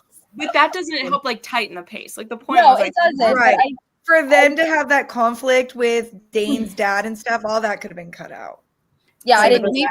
with me feeling like Iron Flame and this one is so similar with what's going on. They went to another land, they met other people, and Xaden turns Venin. Like, to me, these two books were stretched. They were just both stretched into 2 books, and it should have been 1 book. So I don't know. I agree with these 2 comments also about Riddick's banter. Riddick really helped this book for me. He is hilarious. Yes. yeah, I would like him to get someone, yeah. Just because I want to see him more on the page. But also, actually, having you guys who have reread, was Riddick, I remember Riddick being like a bit humorous, but I feel like he was very exaggerated in this book for the amount of his like humor. Was I on base? He more screen time, I feel like, because You got to learn who squad. he was. And Yeah. he's the comic relief who gets more screen time in this book and then dies off in the next one. I don't think he's gonna die in the next one. I feel like it's gonna be Rhiannon. I think that she's trying God, that to would kill make me. it seem like it's gonna be Riddick, and she's gonna subvert expectations, and it's gonna be Rhiannon in the next I feel like she has to kill off one of the main quest squad in the next book. Like, she I has to. agree. And I also think of that core Or the group giant. from Basgaiath, it's got to be, but I don't think it's going to be Sawyer. So I think it's got to be Riddick or Rhiannon. Well, yeah, because Sawyer is having his own struggles now with losing his leg. Mhm. Yeah. And I need I him with love Justinia. that, by the way. Not him losing his leg, but like No. his struggle to like gain back his strength and ride his and dragon his again. confidence. Yeah. There's your steak. There's like, your little side dish of steak for Yeah. Sawyer. Right. Yeah. Because I would love to see him and Josinia get together because that has been brewing now for what, 2 books? 3 books. It 3 starts books. in- Yeah, he's It learning starts in sign language Portland, just yeah. for her. Like, But I wanna also, see- Jess pointed this out to me because I was too not paying attention to realize this.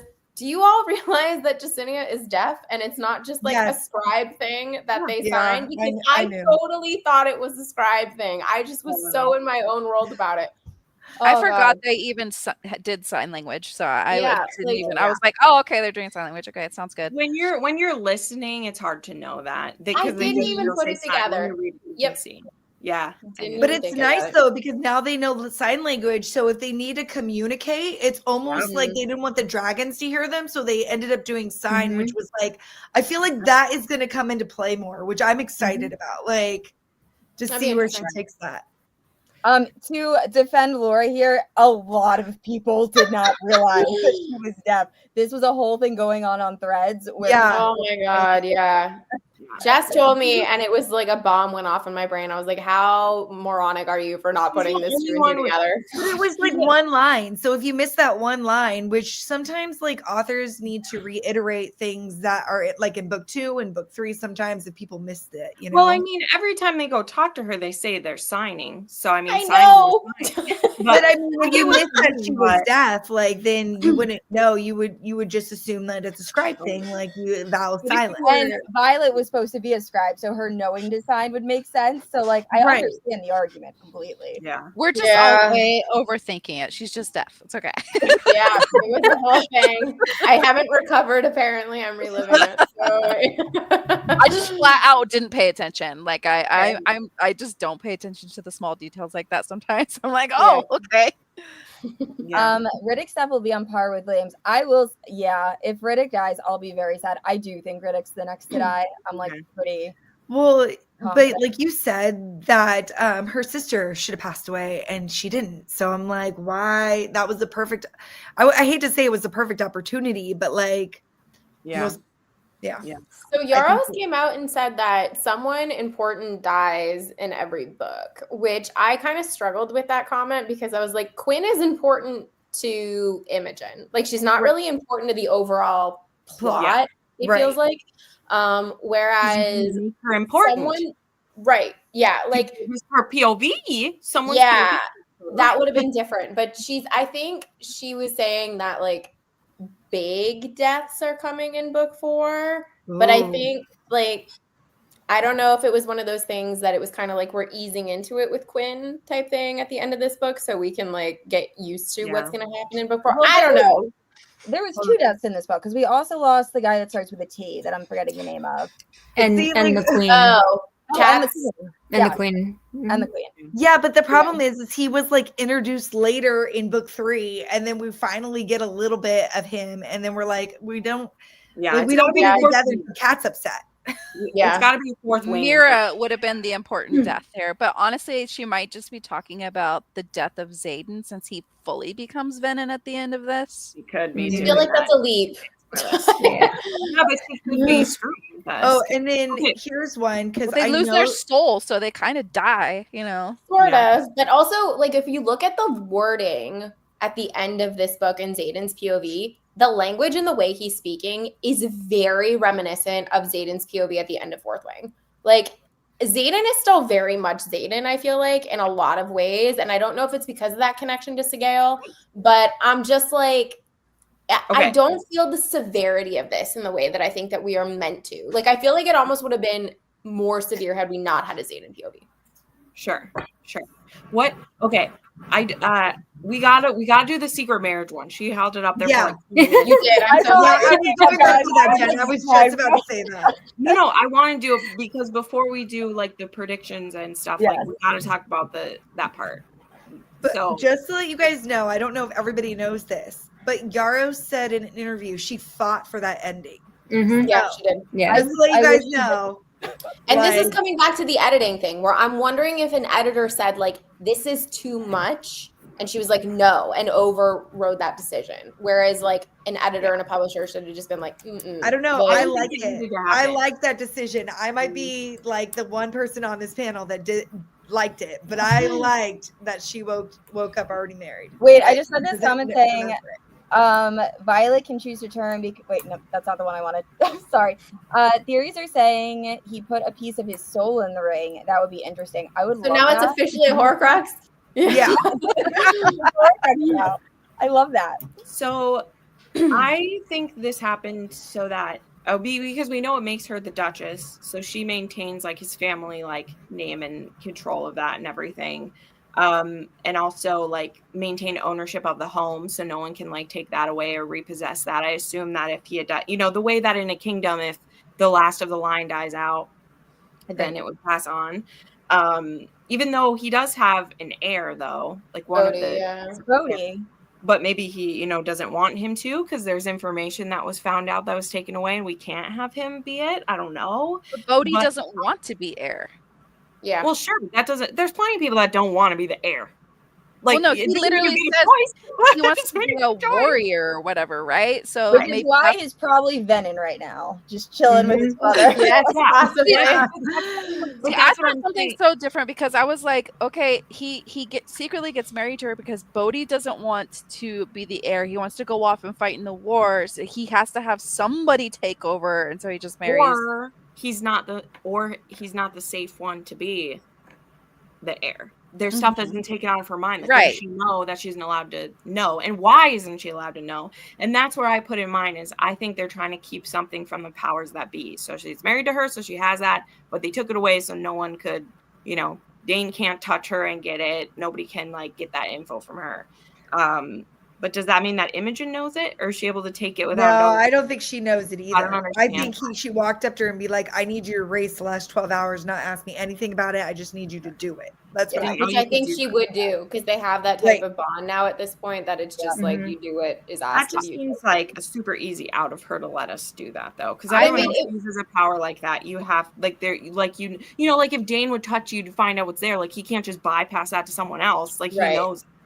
So see, I think if he told her to erase her memory because she's in so much pain over whatever happened in those 12 hours. Something it's bad possible. had to have happened that she's like, I don't want to remember this. It's possible. I mean, was anyone actually surprised though that they were married? Because it was so heavily hinted at the whole book that I was like, I was surprised.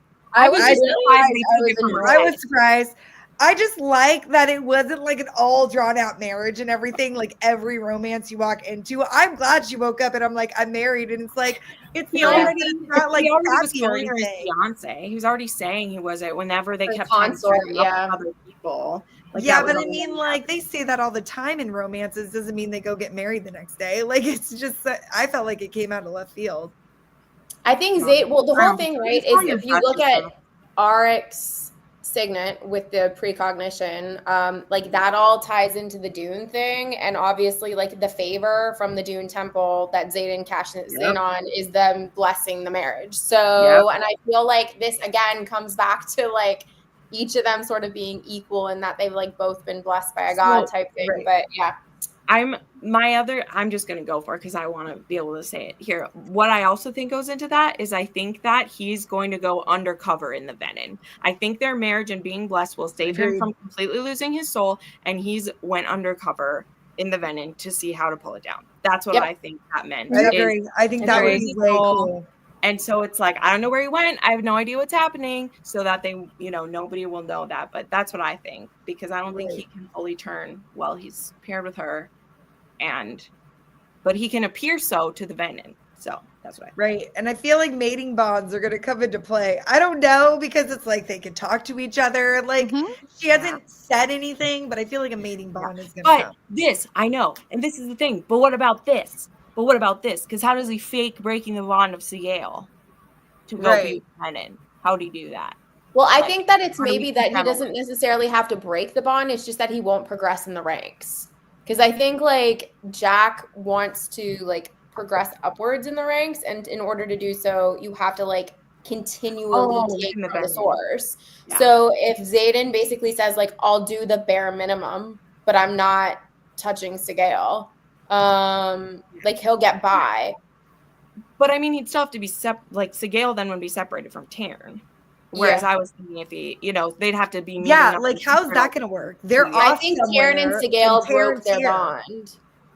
How are they going to be separated is what I want to know. Well, a lot of people think that Taryn and Sigale broke their bond already.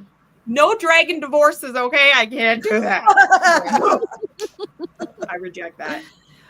And I'm not going to lie, because I forgot to even mention this, but Roderick, him like having the cognition to like see things, battles before they happen or whatever, that I was like cheering. Like I was like, yes, someone has it on her side. I love a good precog.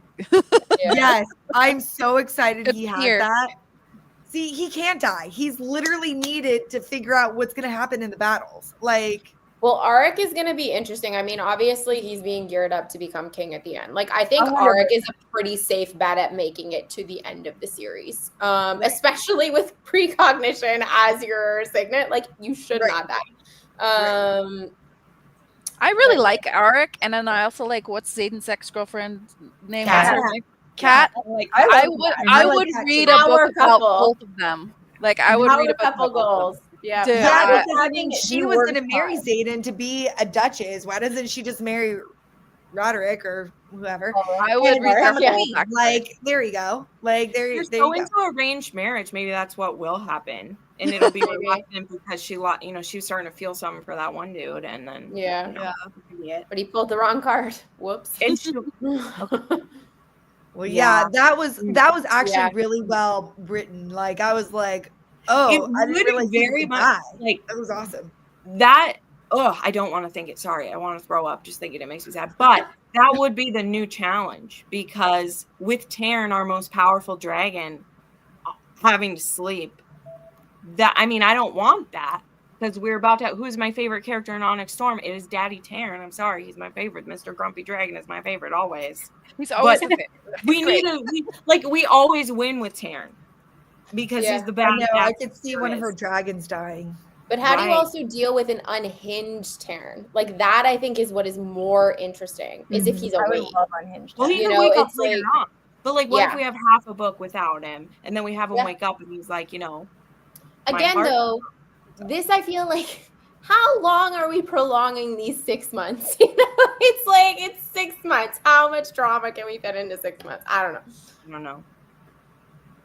I don't even want a novella. I want her. Well, I don't think. Yeah. See, why didn't they just do like the next 2 books with a different couple and it either be Kat or Auric or whatever? You know, I don't know. Anyways, Would have been interesting. I could just see that in book 5. Is that one? Or sorry, this is. Go ahead. I'm totally off topic. I was reading the thing. Taryn can't die. I could just see that happening in one of the books.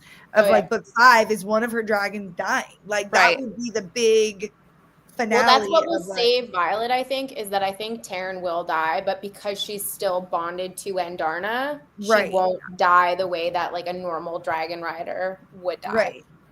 Right. Or the vice versa. Taryn or Sigale, one of them is definitely dying by the end of the series. One of the dragons is definitely dying. I think it's that would be heart-wrenching. She's gonna go there. Because she wrote that I think it's in Fourth Wing that he specifically says Violet is his last rider. Like he chose Violet to be his last rider. So the intention I think is clear that as much as it's gonna hurt us, Taryn is not making it to the end of this series. These are all predictions, guys. So don't worry. Like it doesn't mean it's gonna happen. I haven't spoken with Rebecca personally. This is just my personal opinion. That will be imagine. So here's the thing of like, if that's the end of the 4th book, that's where you end it with a huge death and us going into a final book being like, how do we win without the strongest dragon that's still alive? Like, how do we survive? How do we make? You would go with and Violet's signet. Strongest, he makes all the, because he has all of those things. What would we have if we lose him? And that would be how we out our big bad too. He comes out and he's the one that's responsible for Taryn's death. Right? That is proper stakes. That is the big hard. It's gonna be Naolan that kills him. Then you would have to go to New York trip. You'd have to go to the Earaid and start negotiating with them. Like they would make it to where I think that's exactly what's going to happen, Jen, because they're going to have to go to the Earaid and be like, hey, like we don't have the dragons now. We need your help. Like you either help us or they're going to take you over too.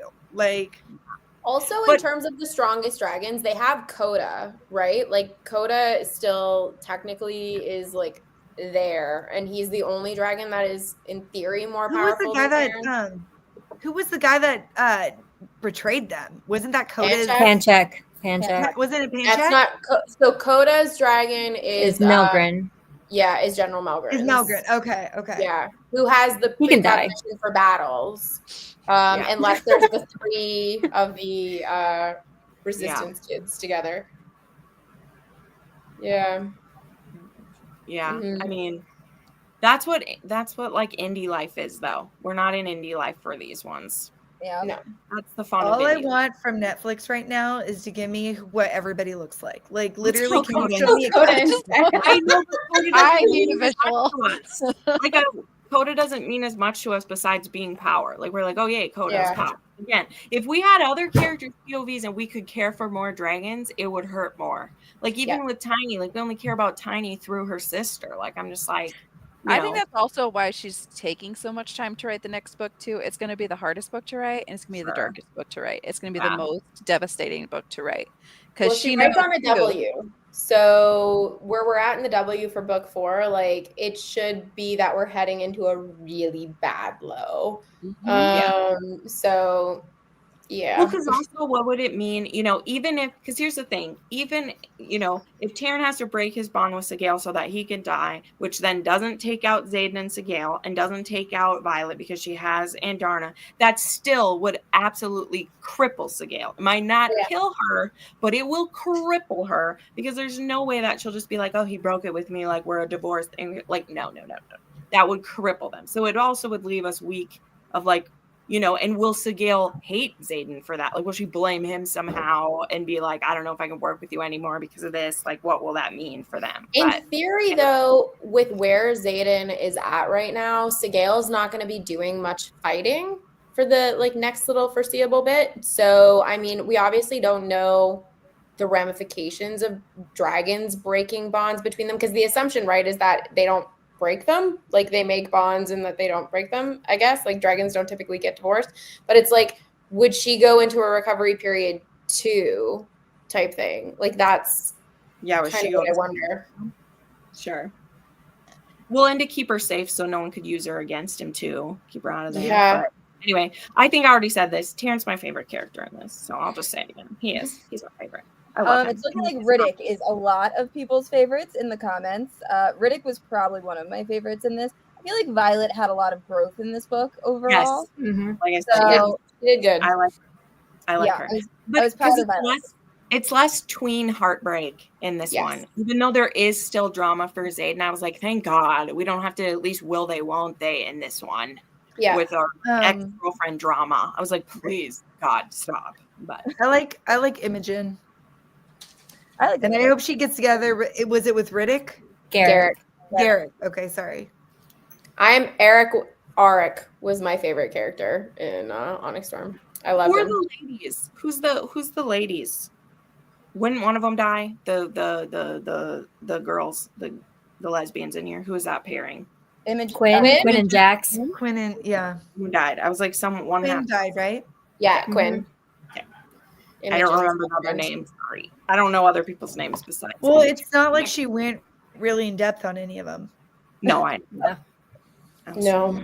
But for someone mentioned Netflix dropping the series and stuff. I would really like to see who's getting casted for what, so I could have like people in my head. That would be So nice. Amazon is the one doing the show, but Rebecca has come out and said that the only thing she's adamant about is that whoever is cast to play Xaden is not white. That has been the main thing. There's a couple of people that are being like strongly rumored online. Right. I just want her to show me someone so I could have that image in my head. I don't care who gets casted for it. At this point, I just want to see somebody. It's interesting though, because she said she's really not that involved with the casting. She said that was literally her only note. And I was like, okay. Well, she sold it before it was sold. So she can't really crawl back the I can see that. So is that who they're thinking for Violet? I've seen a lot of people fan casting this actress, and I think she would be phenomenal. She played Renesmee. I was gonna say she looks just like Renesmee. Yeah, she looks I know who he was. But you need someone who's strong but actually looks fragile, because everybody who ever sees Violet thinks that she looks really fragile. Can you imagine having been in Twilight and Fourth Wing, like 2 generations, that would be cool. like biggest things? Oh man, I don't want anyone we know.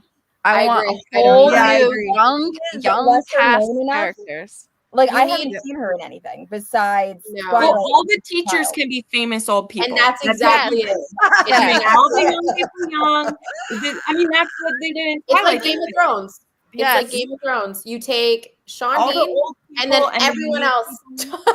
Harry Potter did it. All the famous Jeremy Irons. Jeremy Irons, voice of Taryn. Like, I agree with this. I just want to know who. Ediofer is the voice of one of the dragons. Oh my God, Jeremy Irons would be. And Helen Mirren, that's what we do. Sigale's I have chills thinking about Jeremy Irons as Sharon. Like, that would be incredible. Tell me about it. I actually had I was looking up a fan cast for Xaden, and I don't remember who any of these people are now, but when I looked at their pictures, I was like, that could work. It could work. It was Travis Burns. I saw him. Travis Burns was one of them. Logan German was another one. And then Taylor Zachary Perez, who I think was in the Red, White, and Blue. I think he's one of the ones that I've seen. That's Travis Burns. Honestly, yes. Travis Burns. And I was looking up, and I was like, they need to have a certain look and a certain charm to them. And I felt they have like that vibe. Yeah. Bianca, I think it should be Jeremy Irons as a voice of Taryn, because I just think he's doing all the snarky quips at her and being like, "Why are you being so difficult?" Like, and they've got to have that someone on growly. Instagram, Michael something that did Taryn, and he did it so good. And Rebecca Yarros reposted it, and I'm like, he would be the greatest Taryn. I was gonna say, I think he's the guy that I've seen on TikTok. Right, he's so good. He's incredible. So I also would 1000% back that option. He could be one of the teachers too, but yes, it's 3 years of school, or until they all die in 6 months, one or the other. Right. Sorry, we're going on 2 hours. I have to go soon, so I'm sorry. I'm sorry. Could we do our predictions and stuff? I would talk with you guys all night, but I Yes, talk we to my can mom. go. No, that's okay. So I just have I've touched on most of mine. I just have like 2 maybe that I'll share, and so that I steal all the talk about it. But the 2 ones that I pointed out is that hold on here.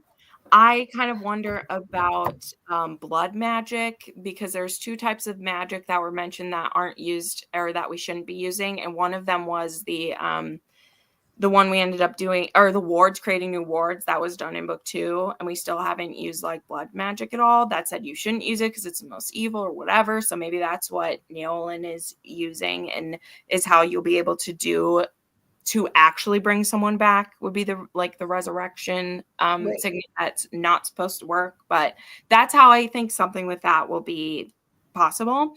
I also think that the Venin are going to go after all of the dragon eggs and get them, and that is what will finally kick the Irids in the ass of like, look at what's happening. They're going to ruin it all. So those are the 2, like, I've talked through a lot of my other predictions, so I won't bring them all back up, but those are the 2 like specific items that I think might happen, besides all the other stuff we talked about. I think somehow they're going to get a hold of the babies, and then that's going to shake some people up. Anyway. Yeah, I think my Eric next eats eggs, so we'll see. the next book for me, like I don't know that I have any predictions. I don't know. I just know what I need in the next book. I need to see dragon politics, like more of the dragon council, more of the dragon, the way of their life. I need to see more of that. I need a dark book. Like I need a cuz Xaden turning Venin and her heartbreak over that, it needs to be dark. It needs to feel dark in a moment of despair, something like that. And I need a lot of these people to die. That's all that I need. Like I need to narrow People my need to scope a mass lot. execute Oh, some people. I also need Beskaya to burn down. So those are the things I It needs need. to mean something, but like I've It needs said, to that mean I something. Guys isn't burning down, April. It I'm needs to sorry. mean, and like I love Sarah J. Maas so much, but like the fact that she doesn't kill off main characters a lot of the time, I'm never worried. You know, I'm like, I'm just here. It's gonna turn out fine. If they die, they'll bring them back. Like, cool. You know, I love how agree. Sabatakira does it too. She's like, nobody is ever safe, and you don't expect it. You don't know it's coming, and when it does, it hurts. And I love April that needs about more her writing. Game of Thrones. Okay, let's just kill everybody off. Yeah. I mean, I need some New York steak strips. The reason I love Game of Thrones is because of that unpredictability. It is. I'm like, it's really cool. You never I'm expect April. it. I'm with you. I want more death in the next book. I want it to be darker. I want real heartbreak, because I feel like the song she was teasing and saying like was reminiscent of this book. I was expecting much more like emotional damage. Yeah. And I didn't get that, which is really We sad. also haven't had anyone kidnapped and tortured yet. Like that's a staple of a fantasy series. Like someone being kidnapped and tortured and coming back. Mira. I mean, Violet. But anyway, sorry I added this. I was like, we need a dragon POV. Like, I don't know if any of you guys have read the inheritance cycle, but we get Saphira's point of view sometimes, and the way she thinks about people and things is just fascinating. The way that I would love a dragon POV. I think honestly at this point 100%. We should have Sigale's POV. If we were having a POV, like I think that, because Andarna, I feel like we'll get all of that information through her interactions with Violet. But if we're not getting a Xaden POV, like we need to know something. So Sigale would be that. But honestly, my prediction is that I'm just standing on my Naolin Hill, like shouting into the void until it happens. But see, I think you're gonna get your really dark book, book 4, because it's like everyone was saying with the W, how this one was not. It was kind of like a more kind of like well put together, kind of more like mellow, and then it's gonna get real dark, and then it's gonna be like going back for book 5. Yeah. Yeah. You just have to. You got to have a book where everybody loses and we're literally like, what are we doing? Like, Despair. Everyone's We need losing. Just despair. get ready for heartbreak next book. You can subvert expectations a lot. That's great. We love that. But also there's a reason why a fantasy follows a certain arc. Like there's certain things you need to do or we'll feel disappointed in it as a whole. People can say like, oh, that's too predictable. I'm like, but you like fantasies because they do certain things. Well, that's the thing. Every genre has tropes, right? I mean, that's just the nature of the beast. And fantasy has those expectations that if you want it to be taken seriously and that it is an adult fantasy, multiple people over the course of a 5-book series need to die and they have to mean something. It can't just be, as much as I like Quinn, it can't be a bunch of Quins. So that's just the reality of it. Well, unless you're truly making it just dragon smut, which we all agree it's not. This isn't even close to being smut. I don't know what this is people pretty are thinking when they call it that.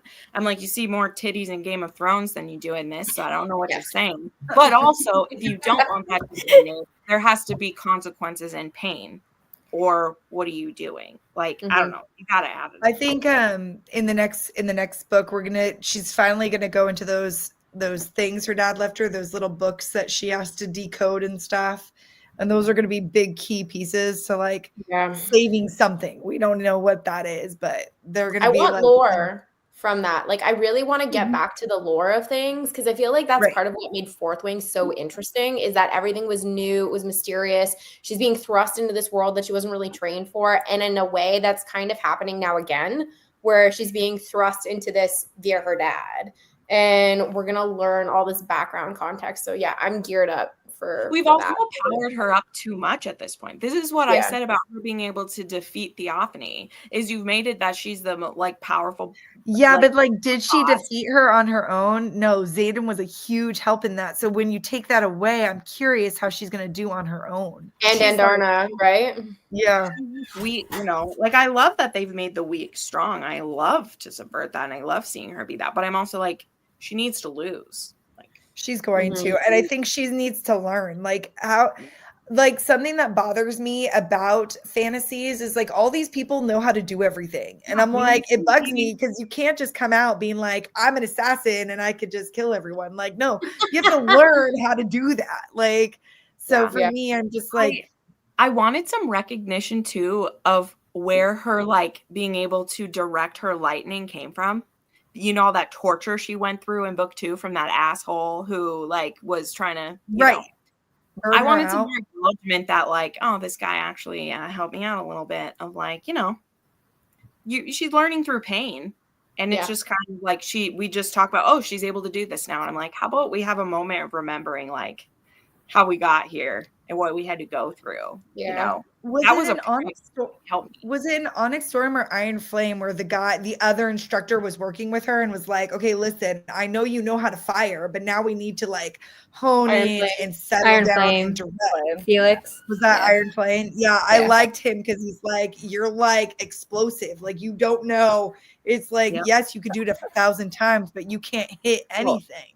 Yeah, I love the guy who's torturing her made her do it until she almost like burned out. And now Varish, watching his death was one of my live for that. That was another case of me of, as we said, like, who the fuck do these people think they are? Like there are the moments where the dragons are like, no, we're just not. Then there are moments where I'm like, why are you letting them do that? Like, it doesn't make sense. It's not consistent. See, and that's where I want the Dragon Council to come in and be like, we're not allowed to step in. They're not allowed to take, like, if the humans have the human matters, like, we can't come in and just take over. Like, they're not saying anything on their side. So it'd be nice, like you guys said, to get a dragon. And I think too, like, if that, I like that, Carrie, what you just said.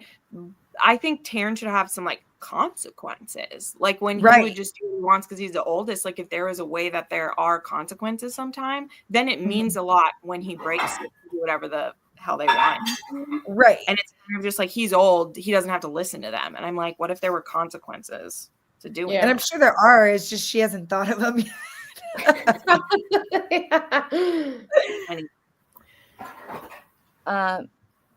It is one who needs to die. I don't know. My soul needs to die. I was wondering why he wasn't dead already. Right. I forgot he was still alive. Wait, Yeah. who is that again? Dane's dad. Dating. Okay, Yeah. General I did not Aiders. know that's what his name looked like because I've listened yeah. to Me it. neither. I'm like, who is that? Did the doctor who like resurrected Jack. Also named Did he Nolan, but die yet? spelled a different way. Yeah. No, I He's think still No alive, one's right? not dead. He's still no. alive. Nolan's still alive. Yeah, and no one likes him. Like, I'm like, why can't we kill that guy? Like, that guy needs to die too. Like, I don't like him. What's your predictions, Jess and Carrie? We haven't heard you. Atos. Yep. There we go. Atos, Right. yeah. I call Atos. him. Yeah, Got it. I didn't even remember his name, so I was just like, his name. Carrie, the floor is yours. I do have one theory involving Brennan. My And I interest do- is piqued. I do agree with Laura that Naolan is the big bad. But because Naolan and Nolan were so similar in names, I kept thinking that Naolan was a mender when he was actually a siphon. Mm-hmm. So after that, I do believe he turned Venin, and then he resurrected Brennan by basically turning it into a wyvern. And that's the rune on Brennan's hand. And then in order for Violet to kill the big bad, she's going to end up killing her brother. Ooh. Because I when you like kill this the I rider, would love that. I like this theory. I am on board. I'm on board with that. That's pain, girl. I want all that trauma given to Yeah. me. now is it book 4, book 5 moment? You know, is it Book is 5 it the moment. end? That's of book 5. She's That's fine a then good in the moment, book, yeah. right? In book Like, 4, I just need Xaden to be bad. Like I need Xaden to be the villain. Yeah. I have a feeling we're not seeing Naolan until book 5. Like this is Yeah. kind of what I was saying earlier. We're gonna get the next rank of Venin that Violet's gonna fight in book 4, and then we'll get Naolan. But and this is we'll when- learn that it is Naolan at the end of book 4, going into book 5. You know, question Either before- that or it's her dad. question. Do we think that there will be, and this doesn't have to be Violet, by the way, it can be anyone. Do we think there will be a magic pregnancy in this series at all? Do you no, see her? she just came out because this was a big thing with people talking about how dizzy Violet was throughout this book. So if people read the Variety article, I believe it was, Rebecca Yarros suffers from vestibular migraines. Yeah. And as someone who suffers from vestibular migraines, you're dizzy and it's horrendous. Like, so all of the moments that Violet is describing when she's dizzy in the book, that's a vestibular migraine. And I feel like Rebecca, because she's written so much of herself into Violet with her EDS, this was just another manifestation of that. And she came out and said that specifically with Violet, she said they had that conversation about consent in book 1 about the fertility suppressant that they're both taking. And she said, unless there is another conversation that is deliberately had on screen about one of them deciding to stop taking that, but it's a collective thing, that's the only way we're going to have a pregnancy trope in the book. You guys might be hearing my cat yelling. Yeah, but here's my question though. There was 12 hours that we don't know what conversation happened. They got married and he was like, we'd have no heirs. I don't think it's off the table, but I mean, that's because that's a very romance thing to do. If we get the flashback when her memories do, because I assume her memories are going to come back. Right, so they will. If we then have that conversation on screen of, hey, we stopped taking the fertility suppressant, let's try to have a baby. I'm going to be enraged as an IVF mother if someone decides to stop taking a fertility suppressant and then get miraculously pregnant in like a split second. But I am hoping it's not in the book because the pregnancy trope is my least favorite in fantasy. Like, I do not like it. So that's just my personal preference. I do forget where, but it did say that Venin can procreate. Yeah, it does say that. They actually make a note but of I that. like the pregnancy. Go ahead, trope. Jess. I think it's great. The I love fact it. that they make a point to say the Venin can procreate makes me think that book 5 we're having a pregnancy. Like, But again, I don't necessarily think it has to be Violet. I think the surprise could be is there, like, we get to see what a Venin child would look like, and then it wouldn't be theirs because we wouldn't have time to get to that. I'm just asking, do we think there's any secret? I wonder who else it would be though at this point. Like, what other relationship would be built up enough in book 4 that it would be like worthy of that, I guess. I don't know. Did Bodhi have a girlfriend?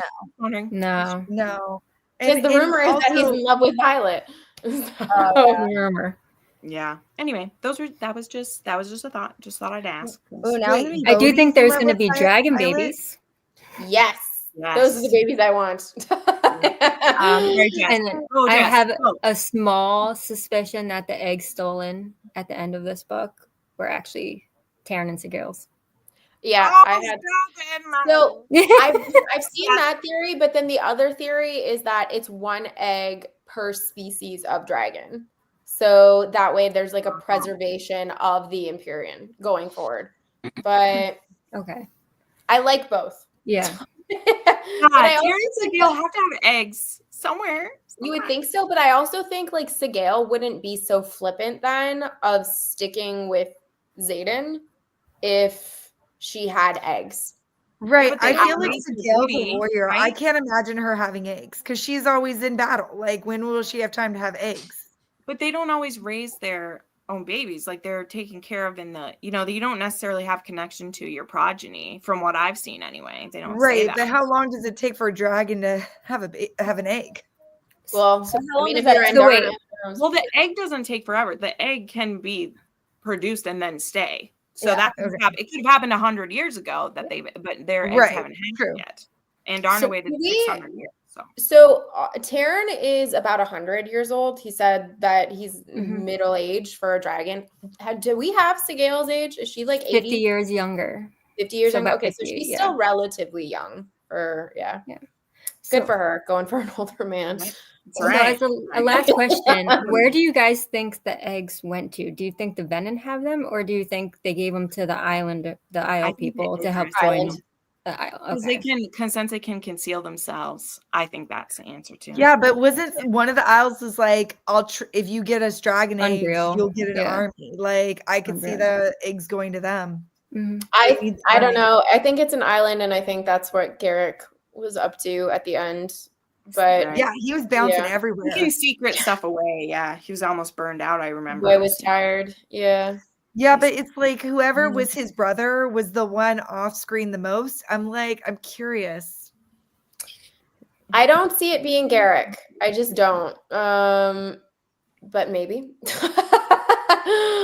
I just feel like there's a lot of times where some of those guys were not accounted for long Sure. periods of time. So I'm like, where were you? What were Yeah. you doing?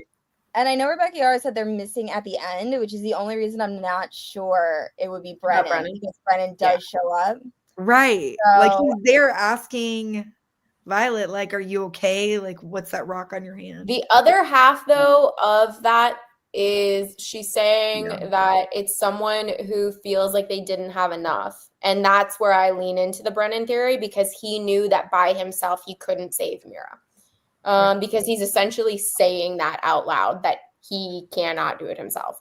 So I don't know. I don't want it to be Bodhi.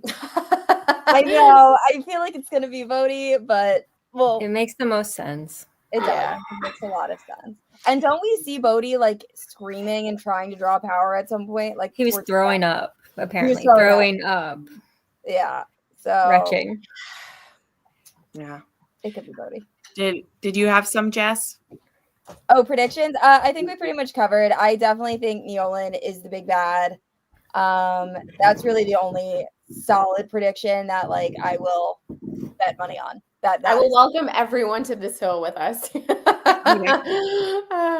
You know, it's so funny because once the book 4 comes out, I'm gonna look back at all of our predictions and see if any of us were right. I hope at least like one or two are correct. But also I love being wrong. Like I love being wrong with my predictions, and it just like completely subverting my expectations. I love that. But in a good way. Like they Yes, made a better exactly. choice than our predictions. Yes, not Like, something But I that's terrible. agree And you with go, Jen that he's gonna go and he knows the only way to defeat them is to be like a double agent and go into the Venin and be like, how do I kill you guys from within? Yeah. Yeah. Because don't they, I mean, Yeah. don't they have spies within their group too? Like there's They do. Venin, like, so it's Yeah. interesting. Yeah. Oh, I also, sorry, this was one that I like I said, I didn't want to say all of them, but I don't think it did get mentioned. I think that one of the other things to have sorry, how do I word this? This blood magic, right? I mentioned that I think they're going to use Mhm. that. I think when it's mixed with like, and I kind of was forming this while you were talking too about saying how that the power of the Irids might come from the sky. I think when that power comes from there might be a way to heal the earth. Like if someone 1,000%. Howling, I think that the blood magic could actually be used for good that way. It doesn't have to be used as a dark magic. I think when it's used when it's channeled through an Irid, it will heal the earth. And that may be how you can heal Venin too. I think that's how we would heal. Yeah, Venin. I'm laughing at these two dogs just staring at you guys like, hey. Yeah, Honestly, I have to hop off because my children are about to turn Venin if I don't feed them. So I do have to go. That is Great. So nice chatting with all of you. Likewise. Night, guys. Good night. I was planning on ending this after 2 hours, so we are getting to that point anyway. This was a rather long book, but overall, final thoughts. Did anyone change the rating? Are we sticking to what we said originally? I still think I'm going to stick to like a 3.5. Yeah, I have high hopes for the next book, but you and I are going to talk just by ourselves. Because there's a lot. There's so much in this book that you can't even talk about at all. I am curious to see how I feel on a reread because I felt very let down on Pay attention to the one-line sentences where you're like, why is this here? That's the thing. I'm a hyper analytical in reader. Yeah. Like I'm a hyper analytical reader. I did immersion reading for a lot of this book. So I will do it again. I'm not going to do the audio this time. I'm just going to read it and see if that makes any difference. In what you're saying, Carrie, I think there's also a lot in the like pre-notes for each chapter. Which the epigraphs? Completely. Yeah, I often so much. I don't skip them all the time, but there are times where I would skip them. And I think they're, not only does it pre-premise what the chapter we're about to read is, but there's a lot in there of like, why do you skip them? I don't care for them when I'm listening to it. I don't like it. Okay. See, but here's the thing, like there's a lot of information. It's stuck in my head. Here, I'll tell you why. It's stuck in my head from historical romance. So this isn't fantasy's fault. Historical romance are so many authors that have to put some cute little thing at the front of a chapter. And I'm like, this has no pertinence to my story. Move along. So I always will like skip 30 seconds. And it wasn't until I'm like at the gym listening to this that I'm like, oh my gosh, these are her journals this time. I need to pay attention to this. This one, they are more pertinent than ever. In my opinion, in the first book, they're all very vague hints to stuff that don't mean anything to me yet. So whatever.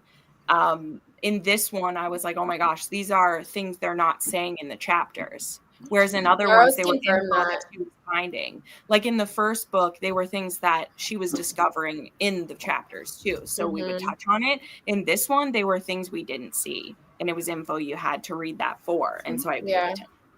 Yarros actually said that she hid the most stuff in the little things. If you go back to Fourth Wing, we actually meet Violet's dad in Fourth Wing. Yeah. And because he's one of the epigraphs under Daxton, his other name. So that's just crazy to go back. Look at Jess's face. I have to do a reread. He has 3 epigraphs in Iron Flame and 1 in Fourth Wing. I picked up on the Brennan ones. There was a lot of Brennan ones in the first book. And that's when I knew. I was like, oh, her brother's alive. Like when my first read through, I was like, her brother's totally alive. He's totally alive. But see, and this is what I think too, is I had a good time with it. Like if you didn't have a good time with a book, I mean, it's really difficult to discuss a book you didn't like for 2 hours. You know what I mean? Like, I think it was a good time. I think it was fun. I think there was a lot of things that were really good about it too. I don't go into the story being like, where are the plot holes? I go into it being like, did I have fun? And if it's yes, then it's always going to give above a 4 stars. I mean, that's why I'm sticking at 5, even though after talking with you guys, you pointing out tons of stuff that I'm like, oh yeah, that did annoy me. But when I listen to it within 12 hours, I'm just on it. Like I'm like flying with the dregs. I'm like, motherfucker, yeah. Like, let's be clear. Her battle scenes kick ass. They are great. When you have really that on like there's a lot of great things. You're like, and like, I love that shit. I love that shit so much. It's my favorite. And so I get all wrapped up in it. But logically, so.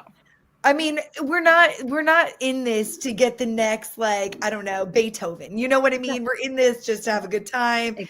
get out of our world for a little bit and then move on to the next series. And or the whatnot. wide audience. Like, the reason this book has so much going for it is, like, I don't know. It makes me so fucking happy seeing people who don't like read all the time get so excited and who are, this is the only book they wait in line for. So that's why, like, for me, I absolutely love picking. Like, I loved this, even though, like, I still gave it 5 stars. I agree with so many of the things. I love analyzing books. I love that stuff. But the fact that this sold more than books for how long going, like, that is amazing to me. That makes me so happy. Well, and she even said, like, I don't want it to be labeled as a romantasy, because for people, like, they think, oh, it's romance, fantasy, and I want to be labeled as just fantasy. And I think she's got a good point, because you don't want to alienate anybody who doesn't want romance. It doesn't fit, though. It does not fit as a straight up fantasy. Then it would need to be tougher. It would. I know. And I get where she's going with that, though, with her not wanting it to be labeled as a romantic. Oh, I get it completely. She doesn't want to alienate, like, if men want to read it or whatever, you know. There's the stigma around romantic fantasy and romantasy as a whole, and I completely understand that, because it does gear and target women only for the most part, with its marketing.